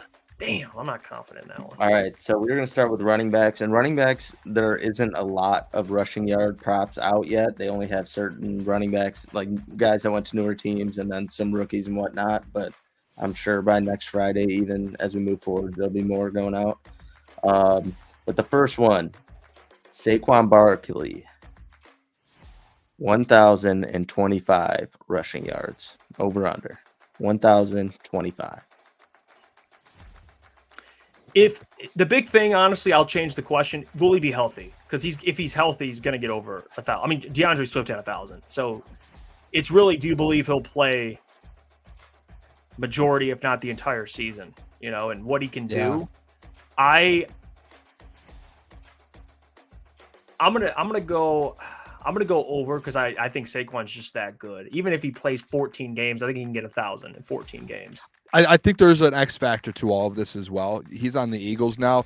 And to put in perspective here real quick, DeAndre Swift on the Eagles had 229 rushing attempts last year, and Saquon had 247 rushing attempts last year. So Saquon had 20 plus more rushing attempts than DeAndre Swift, and DeAndre Swift broke over. He had 1,050 yards last year, and Saquon didn't even break 1,000. So Saquon had less rushing yards than DeAndre Swift, a couple hundred, and he carried the ball 20 more times. I think bringing him to this Eagles room now, the offensive line that he has that offensive line that DeAndre Swift had last year instead of the Giants one. You're going to see a little bit of a different. You're with Kelsey, but you're bringing it. I think it's Jurgens is the center now there, in a better quarterback, which you have to account. And better receivers out there that defense has to take account for. So I think he ends up getting a similar amount of carries as Swift and what he got last year, but I think he gets more yards. So yeah, I'm going to go over on that. I like that. The next one on the list, going back to the NFC North, Josh Jacobs at 950 yards over under. 950 for Josh Jacobs.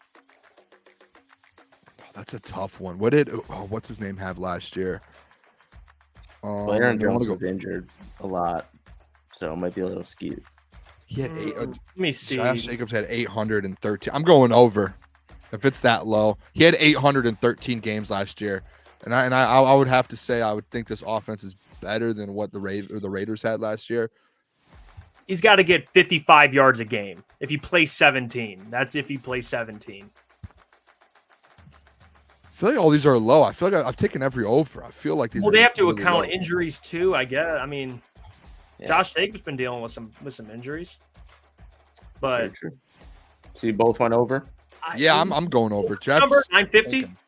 Yep, 950. Fuck it, I'll go under. The first under, Jeffrey Iafrate. I don't even know if I believe that, honestly. NFC North, they got some good run defenses, though, I will say. Lions, Bears. He's going to be facing some good run defenses. I'll go under because of injury, not because of the talent. I'll go under. He gets injured. So before we move out of the NFC North, we have another running back. Former Lion, DeAndre Swift, is set at 800 flat. 800. Under. I'm that's gonna be my first under. I don't think he stays healthy long enough to get 800. That's the thing. I think he gets hurt. He had 1,000 last year. It's because he was behind that Eagles offensive line, and he didn't have to do all. You know what he didn't do last year as well, guys? He didn't run the ball in the goal line. That's where things start to get a little. That's where you see some injuries in the goal line there. He never had to run the ball with inside the 10-yard line because they had the tush push. So I'm going under. I think he plays in like 10 games this year. They also have 3 guys they're going to utilize: Roshan Johnson and Khalil Herbert. So he's sharing it's a 3-headed monster they're going to try and use. And I'm going to say under. But great point, Jeff.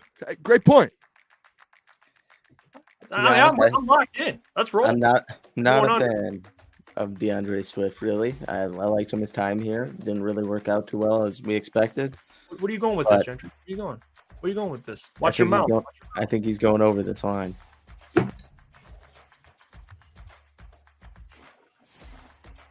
I think he is gonna. I think that offense is gonna be dynamic. I don't think 800 yards is asking that much from your RB1. Obviously, Swift. It really depends if he stays healthy, but I like it. To be honest, that O-line, Tevin Jenkins. I like it. All right. So we're moving to another new addition on the Baltimore Ravens. Derrick Henry, 925 yards. Over. King Henry. King Henry. I'm a Derrick Henry fan. Pound the rock. He's gonna get 1,000. He's gonna get 1,000. So I'm gonna go over with Derrick Henry. I'm gonna go as King Henry, man. Will he stay healthy? He's another guy that gets hurt a lot lately. I'm gonna go over. I have faith. What do you think, Gentry? Booner, did you say? Yeah, I'm an over. I'm a King Henry fan. I'm a hurt. big. No, don't start that narrative. Don't start. It's factual, but he's a. Hold on, let me pull something up here. I want to make sure I'm right here before I. Yeah, don't start that narrative. He was hurt one season of his career. Sit down, Jeff. He's always nicked up. Nicked up. All right, last year, 17 games, 1,200 yards. Year before, 16 games, 1,500 yards. The year before, he played. All right. No, real quick. No, played in 8 games. Running back narrative getting shot down. 8 games, Jeff. 8 games, half of the season, still had 940 yards. In 8 games, he almost broke 1,000. In half of the season, he was on track for 2,000. Year before that, 16 games, 2,000. Before that, 15 games, 1,500. 16 games, 1,000. 16 games, 15. All right, games. your point's proven. Right? One season he missed half of the season, and everyone says he's injury prone. Yeah. No, I'm a King. Sorry about that.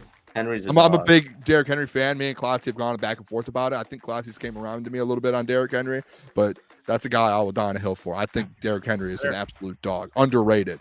It's fair. All right. So our last running back is the Michigan man, Blake Corum. In his rookie year is set at 500 yards flat. Under. 500 for Blake Corum. Under.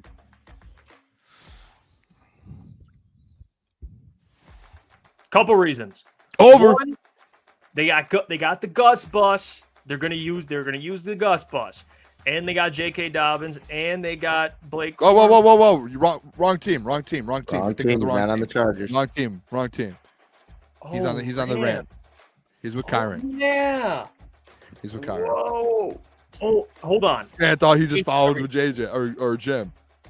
I'm still going under Kyron Williams, but here's the thing: will Kyron get hurt? Does it fit your narrative, Jeff? Damn. ETN told you to lock the fuck in, Jeff. Yeah, that was bad. Honestly, I maybe just talking about him to the Chargers for 5 months got to me. But yeah, he's okay. Yeah, he's with the Rams. You're right. I'm stupid. I'm going over. I'm going to go under. I think Kyron Williams, I think he stays healthy, and Kyron's going to get a lot of carries. I think I can see him. What's the line at? 500? 500? Yeah, 500. I'll go 4. I think he gets 4. I'm going to get 4. I'm going to go 4. You going under? All right. I'm going to go under. When you said over or under? I'm going over. Yeah, I'm just looking at the guys behind Kyron last year. They had Royce Freeman, who got 77 carries and 319 yards in 14 games. And then you have Darrell Henderson, who played in 4 games, averaged 28 yards a game, 46 carries. I think even with Kyron Williams, what's going to happen with the Kyron thing is they want to kind of try and keep Kyron healthy, and ETN's in here, so maybe he might agree with me on this a little bit. I do think there's going to be an essence of like a David Montgomery, Jahmyr Gibbs situation to where you want to try and keep these guys healthy as long as possible, and you're going to try and give a little bit more carries to Blake because you know he's good enough to take them. And if you can keep your star running back healthy, that it helps that much more. Let's say he plays in just 15 games. What's 500 divided by 15?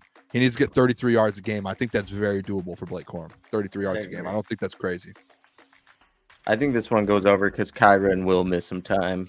Every running back will miss a game or two. I think Corum, will be a good 1-2 punch. So I like the line at 500. So I'll go over as well. So that was actually our last running back. Oh. Now we are on to wide receivers. We will do some receiving yards, and then I have some different guys for touchdowns. But the first receiver A new addition in Houston. Stephon Diggs is set at 900 yards flat for Stephon Diggs. This is Jeff. I'm gonna let you go first on this. So here's where I'm at. I'm gonna go over. I think I see just in terms of a stat line, if I had to give you a little breakdown, I think Nico Collins is going to get his 1,300. I think Stephon can easily give you 1,000, 1,100. And I think Tank Dell could give you like 500, 600, something like that. I just think a guy like Stephon, CJ, he's going to look at it and be like, okay, we got to get this guy the ball. I don't think he'll be what he was with Buffalo, but he's still to me 1,000-yard receiver. So I'm going to go over, but I don't think by a lot. I'll give him 1,000. I think he goes over. I'm going to give him 1,000. By the way, this is do or die for Stephon. Remember the narratives coming out of Buffalo? Got to be locked in. By the way, ECL, thank you for the $20. Please use shout out ECL, man. We got you. For sure. Back to the people. I'm going to go opposite of Jeff here. I'm going to take the under on Stephon Diggs. I think it's going to be hard. It's going to be an interesting situation. I think this is like one of the bigger storylines in the NFL going this year is Stephon Diggs not struggled stat-wise, but being a part of the team and kind of doing what he did and asking out in Buffalo. I'm interested now how CJ Stroud works with all three of those guys because you have three number one wide receivers. Like, Jeff, what did you say, 500 for Tank Dell? Yeah. Tank Dell last year, this is the thing, though. Tank Dell last year, he might be a number one on a team because he played in 11 games and had 700 yards. So if he plays in a full season and stays healthy last year, he's passing that 1,000-yard mark if he didn't get hurt. And you already know they just paid Nico Collins, and Nico Collins is an absolute – he just had his breakout season last year. So I just can't see a fact that all three of these guys have 1,000. And I think just the fact that CJ Stroud's had that year with Nico already and Tank Dell, like him and Tank Dell are extremely close. Like they just went on a podcast together on $1 million worth of game. I'm pretty sure they hang out all off season. And don't forget, CJ Stroud went to the owner right after he got drafted and said, I want Tank Dell to get drafted. I want you to bring Tank Dell here. So this is like a situation to where it's, how is this going to get spread around? I think you're going to have to see a Stephon Diggs takes. Like he only had 1,100 last year. I wouldn't be shocked to see him get 200 yards less next year. I wouldn't be shocked. I would take the under on that. That's a close one though. That's crazy. It's a good line. I think, Jeff, that one goes over. I think CJ is still familiar with having multiple wide receiver ones dating back to his time at Ohio State. He can move the ball around, and Stephon Diggs is going out and trying to earn that contract. So I think he'll be right under 1,000. I think he'll be in like the 950, 960 range, but I think he goes over this. CJ Stroud's going to get his guy the ball. And I know Nico Collins, Tank Dell are great wide receivers too, but when Stephon Diggs is out there, you got to find him. So I'm going over. Okay. All right. Now we are going to the Atlanta Falcons and Drake London at 975. Got new quarterback Kirk Cousins. Drake London really hasn't blossomed as much as they would have hoped, but 975 for Drake London. So last year he had 905 in easy 16 games. Over. Kirk Cousins, one thing, playoff wins isn't his forte, but feeding wide receivers certainly is. And he's gonna get Drake. I would take Drake London in fantasy this year easily because he's gonna get the ball. Him and Kyle Pitts are gonna get fed. And they don't have a true number two. I mean, they have guys like Darnell Mooney, like guys that are, complimentary, but not, yeah. And to Jeff Olson's point, the teams are going to play in that division. Give me Drake London over. He's going to get at least 1,000. I'll follow up with that and say I for sure agree. I do think like his first 2 years in the NFL, he had essentially 2 900-yard seasons.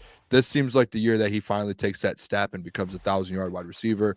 Like he has not had a quarterback the last 2 years. I think he might like how many quarterbacks has he had in his career? I don't know. 4, 5, 6, 7, 8, 9, 10. Like that's tough to go out there and he's still getting 900 yards. Like that's tough to do that as a rookie and come into the NFL. And I think Kirk Cousins is like the perfect vet for him. Like you said, Jeff, he's helped a lot of different like Stephon Diggs. Like he was there a little bit with Stephon. He was there with Justin even if Kirk goes down, just hypothetically, you got Michael Penix walking. Yeah, I don't think 1,000 is not crazy. And to your point, I've been saying this all along, and I know, like, the reason I hated the Michael Penix thing so much is because of the fact that they have no other weapons outside of Drake London and Bijan Robinson. And you could say Kyle Pitts. I'm not going to talk about Kyle Pitts until he does something that he's supposed to do, because he has not shown us an ounce of what he was supposed to be. Since his rookie year, 1,000 yards. Rookie year, yeah, obviously that. But I'm talking about the last couple of years. He has not shown you anything. So I'm not even counting Kyle Pitts until he shows us that again. But you have Drake London and Bijan. That was why I was so mad and so like, what are you guys doing? Is you just brought Kirk in and you don't have any weapons for him outside of those guys. They should have brought in Rome Odunze to add to that. So I think that it's just basically the Drake London and Bijan show with Kirk Cousins, and hopefully Kyle Pitts does something for him. But I'm taking the over on that. He's going to have that if they're going to win games, as many as we think they will. Yeah, and Kirk, like you said, with Diggs and Jefferson and all his wide receiver ones throughout his career, he gets on the ball. So I think there's no way Drake London doesn't get 1,000 yards. But we are going back to the NFC North. Mr. Keenan Allen, he's at 775. This is easy. Over. If any wide receiver, I'm going to make this very clear.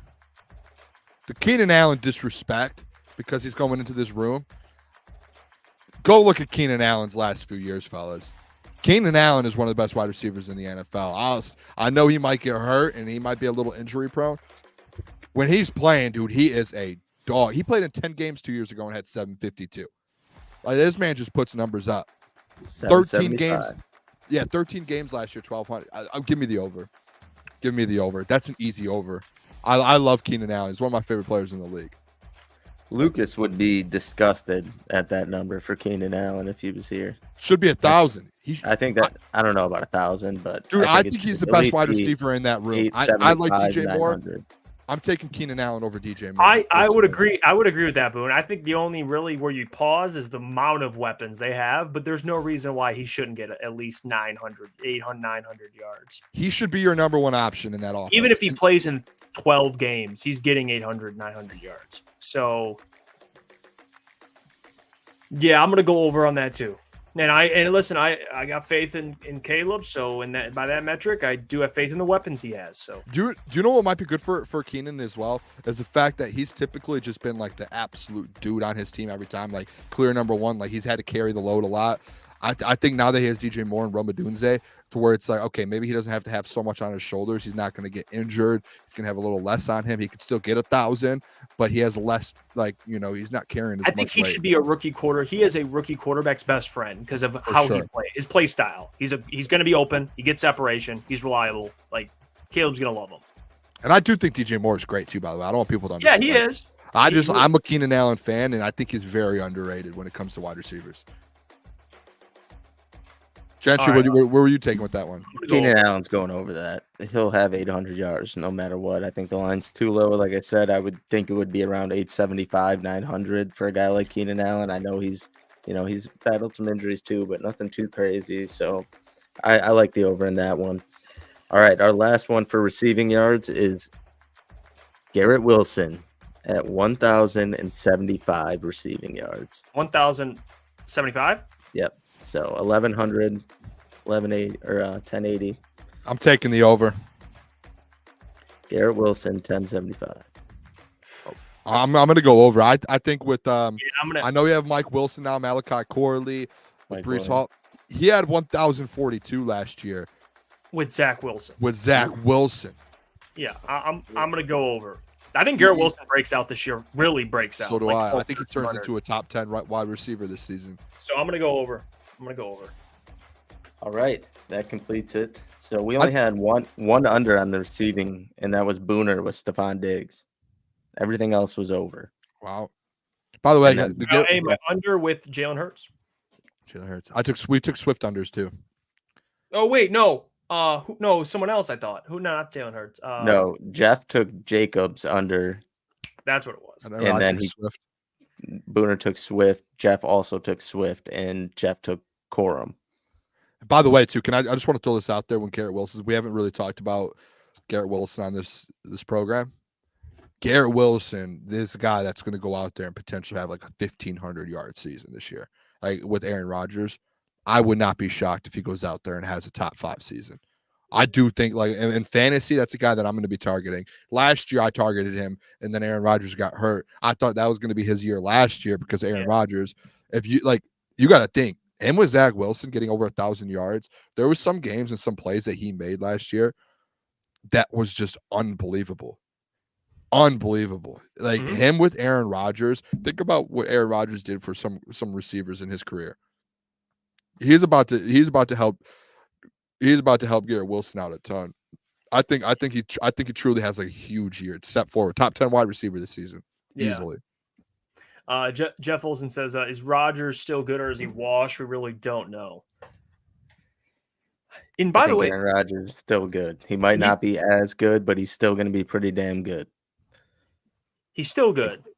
I think you have to think too. I think we're spoiled by having someone like Tom Brady. We get to watch where he takes such great care of his body, the way he was playing at his age. Like there is a consistent drop off amongst all-time quarterbacks. I mean, Ben Roethlisberger, drop off. Like it just happens. And I don't think if he isn't good, it should be more of us just waking up to reality and being like, yeah, I mean, the guy's 40, coming off an Achilles. Maybe he's not what he was, but I would tend to lean he'll be fine. I don't know if it'll be MVP Aaron Rodgers, but I think he'll be fine. Yeah, I mean, even if he stacked, it's so stacked. If he's 80% and if he's not what he was before, like he still has so many weapons, a great defense. Like he doesn't have to be the old Aaron Rodgers. Typically, at least for me, like for a guy like Garrett Wilson to learn from him and have a big season with a guy like Rodgers is just Aaron Rodgers teaching him stuff like up in his head, like teaching him the game. To where that helps Garrett Wilson kind of get better. And like Aaron Rodgers, the thing about Aaron Rodgers, he's always going to have his arm. And like, yeah, maybe he might not be able to get back on that. I don't know if that was his back foot that he tore his Achilles, but maybe he's not going to be able to have as much power going, throwing the deep ball or anything, but he's still going to find a way to get Garrett Wilson the ball. Like he's going to find, whether it's short routes or whatever it is, he will still find 100%. A way. Hey, ECL. I did see he's lipping around, but I don't know if that was. He's getting treatment. Maybe I'm wrong. Yeah, I think that tweet got put out there, and then it came out like a day later that it was like that was not what that video was about. It had nothing to do with him being injured or his. I could be wrong, but like we're so early. Like we're in OTAs. Like you got to think he like is still rehabbing. Wait, this comment. John Doe, why is Germ as the NFLPA press snitching on our own OTAs? Can you pull up Twitter real quick again? Can you pull up Adam Schefter's Twitter? Imagine Germ like being a snitch. I don't know. I don't. Well, one second. We'll finish this last thing, and then we'll pull up the tweet from Mailbag. Oh, do we have more? Yeah, we have one more. We have wide receiver TDs or receiving. Oh, TDs, I didn't even know that. Let's go. Oh, I didn't know. All right, let's I thought we were done. I thought we were. That's why I just kept going with. I kept going with Garrett Wilson. There's only like 4, and then I actually have 2 team totals that I think are good for our chat and how we talk things here. But the first wide receiver is Marvin Harrison. 6.5 TDs. His line is set at 6.5. Marvin Harrison. Wow. Obviously, you got Kyler Murray hoping to play the whole year. Still think the line is. Give me the over. Speaking of quarterbacks who know how to feed their receivers, it's Kyler freaking Murray. Think what you want about him. If you're a wide receiver number 1, speaking of who they have as well, they have Zay Jones, but he's going to be the focal point. I know they got good corners in their division, decent corners. Give me the over. I can see 1,300 yards, 10 TDs his rookie year. I'm serious. He's that good. So yeah, over. I'm gonna take the over too. I'm looking at last year's stats and touchdowns from wide receivers, and just to name a couple young guys who had over 6.5. Rashee Rice, Tank Dell, Jaden Reed, Romeo Doubs. I mean, these are guys. Jordan Addison. I think these are guys that Marvin Harrison's probably better than, and I would take the over on that. I would take over 6.5. Jeff, are we good? Oh yeah, we're good. There's a comment guy. Oh. All right. Oh, dude. Over on that. I think the chat is pretty consensus with that. I think 6.5. All right, and another one is another rookie. What's so funny, Booner? The whole situation. I was like, oh. No, go on, keep going. You're good. Sorry. They say turn the music down 1 volume, Jeff. We're good. Jeff's over here jamming out to the drum line. All right. All right, the next one is another rookie out of Buffalo. Keon Coleman, 4.5 touchdowns. Over. So he needs to get 5. 5 for Keon and a Cashes. Booner? Well, Josh Allen's going to love him. Go on. Sorry, Booner. That's your thing. No, he is. And I think you guys know how I feel about the Bills thing. I'm taking the over. Like Gabe Davis, I think he had like 7 or 8 last year with Keon Coleman. I think Keon Coleman's going to end up being a better football player or a wide receiver than Gabe Davis. And I love Gabe Davis, but I do think he's mid. I like Gabe Davis. I was a Gabe Davis fan last year. Yeah, mid. You might be the only one outside of I don't hate Gabe Gabe Davis was a playmaker. He made big time plays and big time moments. Like I watched the Bills a lot. You guys know I watch the Bills. Gabe Davis you watch him disappear like David. He did disappear, but he did make plays when no one else would. When Stephon Diggs was pouting on the sideline, Gabe Davis made plays. Like that was a fact. That was happening. So I don't hate Gabe. But no, I'll take the over. I think Keon gets that. I would take the over too, but Gabe Davis fucking sucks. That's my opinion on it. That guy would, be getting 20 yards for 4 weeks straight, and he'll have like a random 60-yard game with a touchdown, and then he'll go back to 20 yards for 5 weeks in a row. Well, he's not a wide receiver 1, guys. Let's get that straight. Yeah, but he's still a wide receiver 2 with, in your eyes, a top 2 quarterback in the NFL. And he's still that's fair, actually, yeah. Josh Allen. Continue. All right, he's playing with your guy now, Trevor Lawrence. So let's see how he does there. Now he's a Trevor Lawrence merchant. All right, Trevor Lawrence. I don't know if you can be a Trevor Lawrence. This one I think is a little high, and I do, even with the player that it is, Justin Jefferson, 7.5. So 8 for JJ. Justin Jefferson, 8 touchdowns, Cashes. Over, easy, over. Yeah, Jordan Addison had 10 last year as wide receiver number 1 when Justin Jefferson was out. He had 10. I don't care who's quarterback, Sam Darnold, or you throw that man the ball. The thing is he might get 7 just breaking free on his own throughout the season, and he catching a short or 15-yard route and taking that thing to the house. So yeah, I'm taking the over on that. As long as JJ's not out there, I'm gonna go over. Anyways. He had 5 last year in 10 games. You didn't like that at all. We didn't need that. You could have left that out. That's fine. We'll move on. JJ's not starting right away. No, I'm joking. I still think he goes over no matter what, no matter who the quarterback is. Fuck you, Jeff. All right. Last one for TDs, and then I have 2 team win totals. Then we'll move on. All right. Travis Kelce, 6.5 touchdowns. 7 touchdowns for Travis. Is this going to be the downfall year? Because he wasn't doing so great as far as the yards went as compared to past years, last year, but he's still, he's still doing his thing. And in the playoffs, obviously, he popped off. So 7 touchdowns for Travis. Does it happen? What do you have last year? 5. Yes. I'm going to say yes because they upgraded the rest of they upgraded around them. They got Xavier Worthy, they got Hollywood Brown, Rashee Rice. He's already there, but last year it just looked like they were kind of stringing guys together, and I think there was more of a focus on Travis Kelce. They're still going to obviously focus on him, but now they got more weapons, so I think that'll help. I'm going to go over, but what is it at 6.5? What'd you say? 6.5? Yeah, 6.5. So 7 Cashes. I'll go. I think he gets 7. He's got to get 7.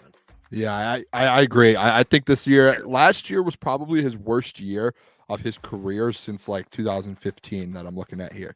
He had 984 yards. It was the first time in over I think 1, 2, 3, 4, 5, 6, 7, 8 years that he didn't have over 1,000 yards. He only had 5 touchdowns. And the 3 years before that, he had 12, 9, and 11. So I'm going to take the over. See, the Gentry, I think he's getting old, but I don't think that's going to matter for Travis Kelce. Like, I wouldn't be shocked this year if Travis Kelce comes out there and has 1,200 yards and like 10 touchdowns. I would not be shocked. I think like he's going into the offseason knowing like, oh, I struggled last year. Like I'm going to find like all-time greats like that, dude. He's going to find a way to bounce back. And that offense is added some more weapons, with Xavier Worthy and Hollywood Brown. Like I think he's going to have a big year, a bounce back year. Yeah, I would agree. No, I do agree. Even though he is getting old, he's still one of the best tight ends ever, if not the best tight end. Whoever you talk to can kind of decide that. But best of all time. I still think he gets it. And him and Mahomes and TJ had a great point. The wide receiver room is going to force a lot of zone, which I do agree with. And Travis will get his. So, all right, last two, and these are team totals. And I did one of these especially for a person in the chat. The Rams at 8.5 wins. Do they get 9 wins? I think they get at least 10. So I'm going to go over. I think the Rams they're going to be good this year. Obviously, Matthew is the biggest one. Can he stay healthy? But as a team, they'll get at least 10 wins. So I'm going to go. I think that NFC, it's going to be I think between the 49ers and Rams, it's going to be a battle, an absolute battle. So I'm going to go over, I think, by a couple wins. I'll go at least 10. Yeah, I'm going to go over too. I'm looking at their schedule right now. They don't – I don't hate their schedule. Cardinals twice, obviously. They play the Patriots. They're getting 9 wins. If Matthew Stafford stays healthy, there's no way they're not getting 9 to 10 wins. That's all I'm saying. I think there's like – and I know like Klotz has had this conversation about how he thinks the defense isn't as good as people think. I think that this defense has they've added some pieces to it. Like, yeah, you lost Aaron Donald, but shout out Etienne, man. Like, you added Braden Fisk, Jared Verse. I love Kobe Turner, Byron Young. Like, you have some dudes on this defense now. And we saw him in the playoffs last year. Like that, like some of those dudes on that defense, they're legit. And I think this defense, like Klotz can say what he wants about them not upgrading and replacing the Donald thing. Klotz, I know you're probably listening right now. This Rams team is going to be a problem again this year. Yep. They are going to be a problem again. I don't care. They're going to win 10 games this year. I think so too, and I think it's fair to kind of question replacing Aaron Donald. He was probably the best ever at his position. Just the guy was a wrecking crew all by himself. So, but I do like the additions they made in the draft, and I think it may take some time. It might not be so pretty at first, but I think that defense will come around, and I think they're winning 9-10 games minimum. Kobe Turner thing too. That conversation. I think Kobe Turner is going to be really good. So I know he's the fact. The only worst part about him is that he's going to have to follow the best of all time in Aaron Donald. Like, that's going to be the toughest part for him. But I still think, like, if you take out Aaron Donald and be like, hey, let's not compare him to Aaron Donald. Let's compare him to as a normal defensive tackle in the NFL. He's going to be an absolute dog. Like, I'll take Kobe Turner right now in the Lions. I would. Yes, dude, dude is for sure. Dog. All right, last one till next week. Green Bay 9.5 wins. Does Green Bay get 10 wins? Jordan Love and the Packers. I think they go over. I think it's like the Lions at like 13-12, Green Bay at 11-10. It's like a 1 or 2 game difference. AJ Hawk, listen up. I would say over. I'm going to give them that. I think they win at least 10. I wouldn't be surprised. I think they can win 11. I don't think they're going to win 12, 13, 14 games. Hell no. But they'll get over 9.5. I think they get double-digit wins. I think they get 10 wins no matter what. So I think they'll be over that. I think they'll continue to improve kind of year by year. And I think Jordan Love's a good quarterback, so I think they'll get 10 wins. Yeah. Love it. I think we're on the same page with that one. All right. That was it till next week. So chat, if you liked it, let me get some W's in the chat if you like to say well done. I had if there's any other like props or something that you want us to include next week, drop it in the chat and I'll try and jot it down so we work it in there. But this will kind of be the basis for most weeks, and then there will be some more question weeks. We're going to be adding some more segments too, like stuff like this throughout the off season. Can't wait. Yeah, that, you know what, I think as a whole, just those over-unders before the season, it's so much fun because I wish we could track it all and see but we'll remember most of these. We can go back. I wrote them all down. Yeah, we can make like a spreadsheet. You're an absolute dog. Yeah. We should make like an Excel spreadsheet of all of them. And honestly, what we could do, guys, is if there's some Gentry that aren't in the sports books, we could just make our own lines up for some guys. Like, I saw someone in the chat put Vaki, something like, obviously Vaki, he put 1,000 purpose yards, all purpose. But like, we can make our own lines up if we want. And we can just make them realistic. Lucas, give me the over. Yeah, no, I can do that too. If like once we run out of the ones that are on the sports books, I'll kind of look at the lines from last year and judge some of those guys off of that. Once we get to that point, but there's still some on the sports book that we can pick through and some other stuff. So, well, let's get to Mailbag. We got some. Can we pull up the Shefty tweet? Oh yeah, you can do that. Yeah. You pull it up real quick. He tweeted. He quote tweeted the Detroit Lions. Interesting tweet from Shefty. what the Lions did, this is like this shows what the organization's about. Brad Holmes and Dan Campbell. They're all about business and doing the right thing and being the right, like doing everything by the book. Obviously not. They did just get. Is it this one? Yeah. So just the start of it. Lions admit that they violated. So they just came out and they're like, "Hey guys, we on us, boys. We did this." Well, yeah. I mean, you can't really hide something like that. I mean. Yeah, but I mean, like, if you realize you don't want to escalate it even more and make it a situation that it doesn't need to be. Like, it's not that fucking big of a deal. They got extra. It sounds like there wasn't an NFL PA guy in Allen Park the last couple of days anyway, so they probably like, "Hey guys, we did this. Is this okay?" And then the guy was like, yeah, that's probably not great. Not good. Germ's plan. He's like, I don't know if this is legal. He's like, boys, I think this is not good. It's probably Germ. He's probably the double agent. But hey, I do love the fact that he just put Lions admitted. Like, that's just like, all right, we snitched on ourselves. Hand up. Not me. Me and Jeff were just in sync there. Very key. Like, just think about Dan Campbell. Like, in a practice, he does something. He's like, "Oh no, boys!" Like, everyone looking at each other. Like, practice what you preach, right? He expects accountability from his players. Yeah.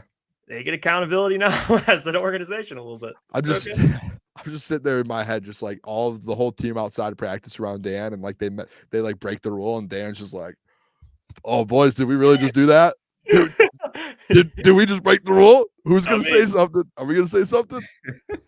Well, like, Dante 151 will start us off. We got about 5 minutes left. We'll get to some questions here. Dante 151, Mailbag. It's a beautiful picture of Neil, by the way. Mailbag, what random sport outside of the Big Four you guys watch on your free time? Mine is the Premier Lacrosse League. I think I've got Neil glasses on. I've got Neil glasses here. Where are they at? What? Literally at. You got Neil glasses? Are these Neil glasses?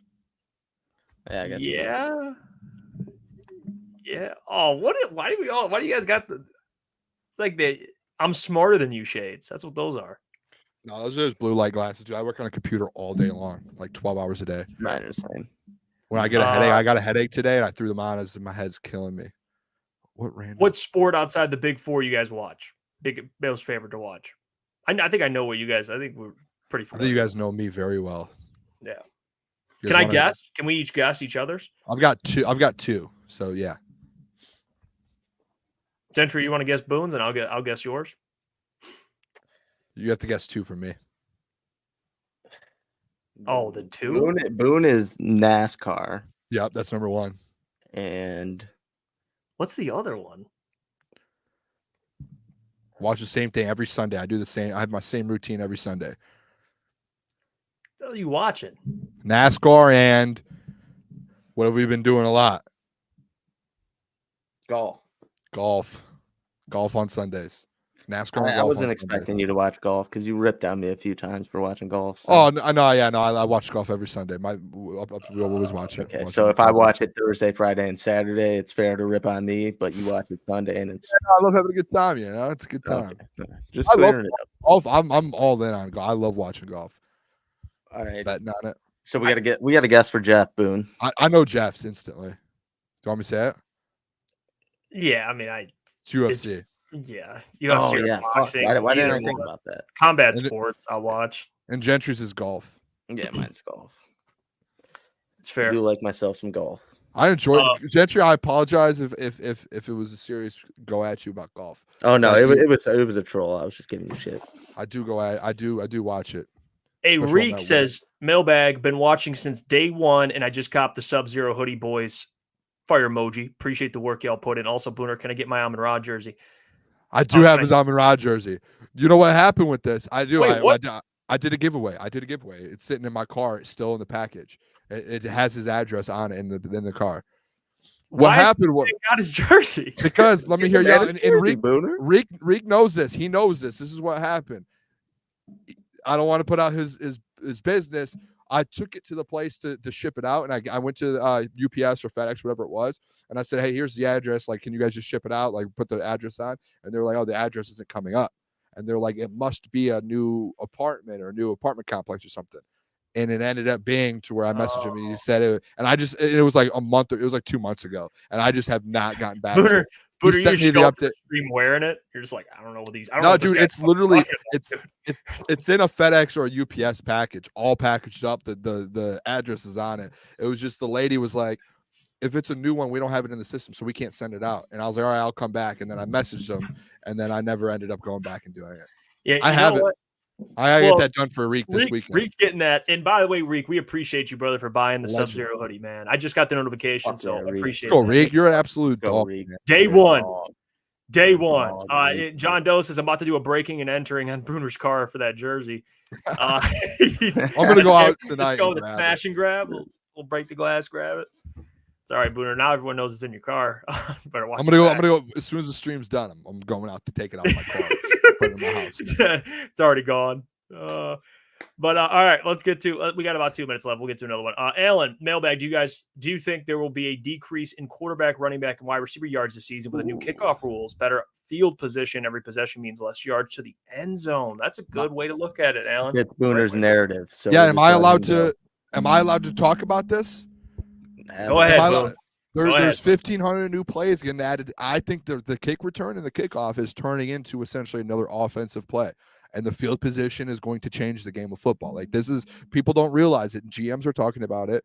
Front offices are talking about it. Coaches are talking about it.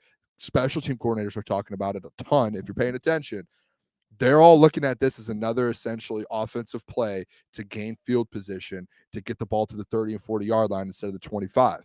So this is going to change a lot. And essentially what's going to happen is you're going to be, instead of being 4 first downs away from a field goal, you're going to be 2 first downs away from a field goal. Like, it's going to cut it down that big of a difference. Yeah. And especially if you have, now is why I had the narrative that it's going to turn into where you are going to want your best players back there putting the ball in their hands, like a Jameson Williams, because it essentially is turning into an offensive play to where it is going to be a game-changing play when it comes down to it. You're going to have 3 or 4 a game, and if you're able to get the ball in field position at the 40, that's, especially if you compare that to like getting a punt and getting pinned inside the 20, that's going to be a massive, massive difference when it comes down to these games.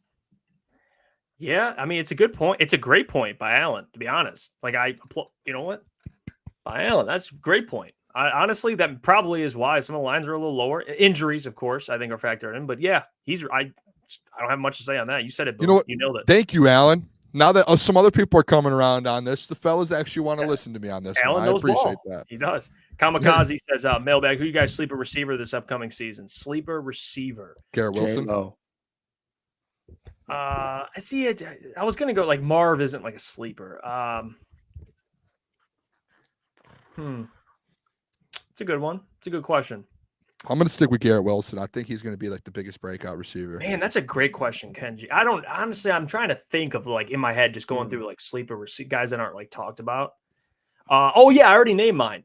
Jackson Smith-Njigba. I think JSN? he has like that. Yep, JSN. I think you start to see what you saw at Ohio State. I think because Tyler Lockett's getting up there in age. I think he's almost. I don't think this is like really a sleeper, but I think Hollywood Brown has sort of a reemergence. That's a good one. Love that. That's a good sleeper. That is a sleeper. That's a good one.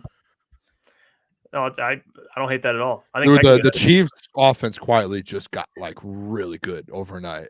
Like like insanely good. They did. They definitely. I don't know what Xavier Worthy is. I'm trying to figure that out. I don't know. He doesn't need to be anything. He could just be average. They just got wide receivers and players on that offense that cater to what Mahomes needs, and that will cater to Travis Kelce, like whoever said that in the chat earlier, to give him some more space. So I think, the Chiefs are going to be solid. Answer 14 says, Jeff, what's your take on Lions in trouble over practice? We actually just talked about it. We all agree. Big nothing burger. Lions, they've been accountable. So for them to come out and admit it, obviously they know, hey, we fucked up. It was probably an honest mistake. You know, I'm sure the boys, it gets gritty. You know what I mean? Extra day off. Things. Yeah, extra day off. It's not a big deal. So I'm not making too much of it. Answer 14. I don't think it's a big deal at all. Shit happens. It's better than the Falcons who have to fork over first-round picks for tampering. Lions didn't do that. So that's a bigger problem. But we'll get out of here, man. Great Friday show. We appreciate all of you. Get your merch, officialctsports.com. Sub-Zero design is live. Terran Arnold. It looks sweet. Shout out to Roman. Again, he is the absolute greatest thing to ever happen to this channel. No question. I love that guy. We all do. And we shout appreciate out Roman, love you, man. Support. Also, the greatest thing that happened to this channel is your guys' support, man. We're almost at 7,500, chasing 10K. So let's do it. Let's do it. Have a great weekend. We'll see you Monday. Monday. Lots will be back. We'll have the whole crew. Until then, stay blessed out there, man. Have a safe weekend. Have fun, but not too much fun. All right. We want you back Monday. So until then, we'll see you. Go cop that Sub-Zero shirt. Yes, everyone right now, go buy some merch, baby. I dropped the link in the chat. Love you guys. Love you guys. Deuces. See ya.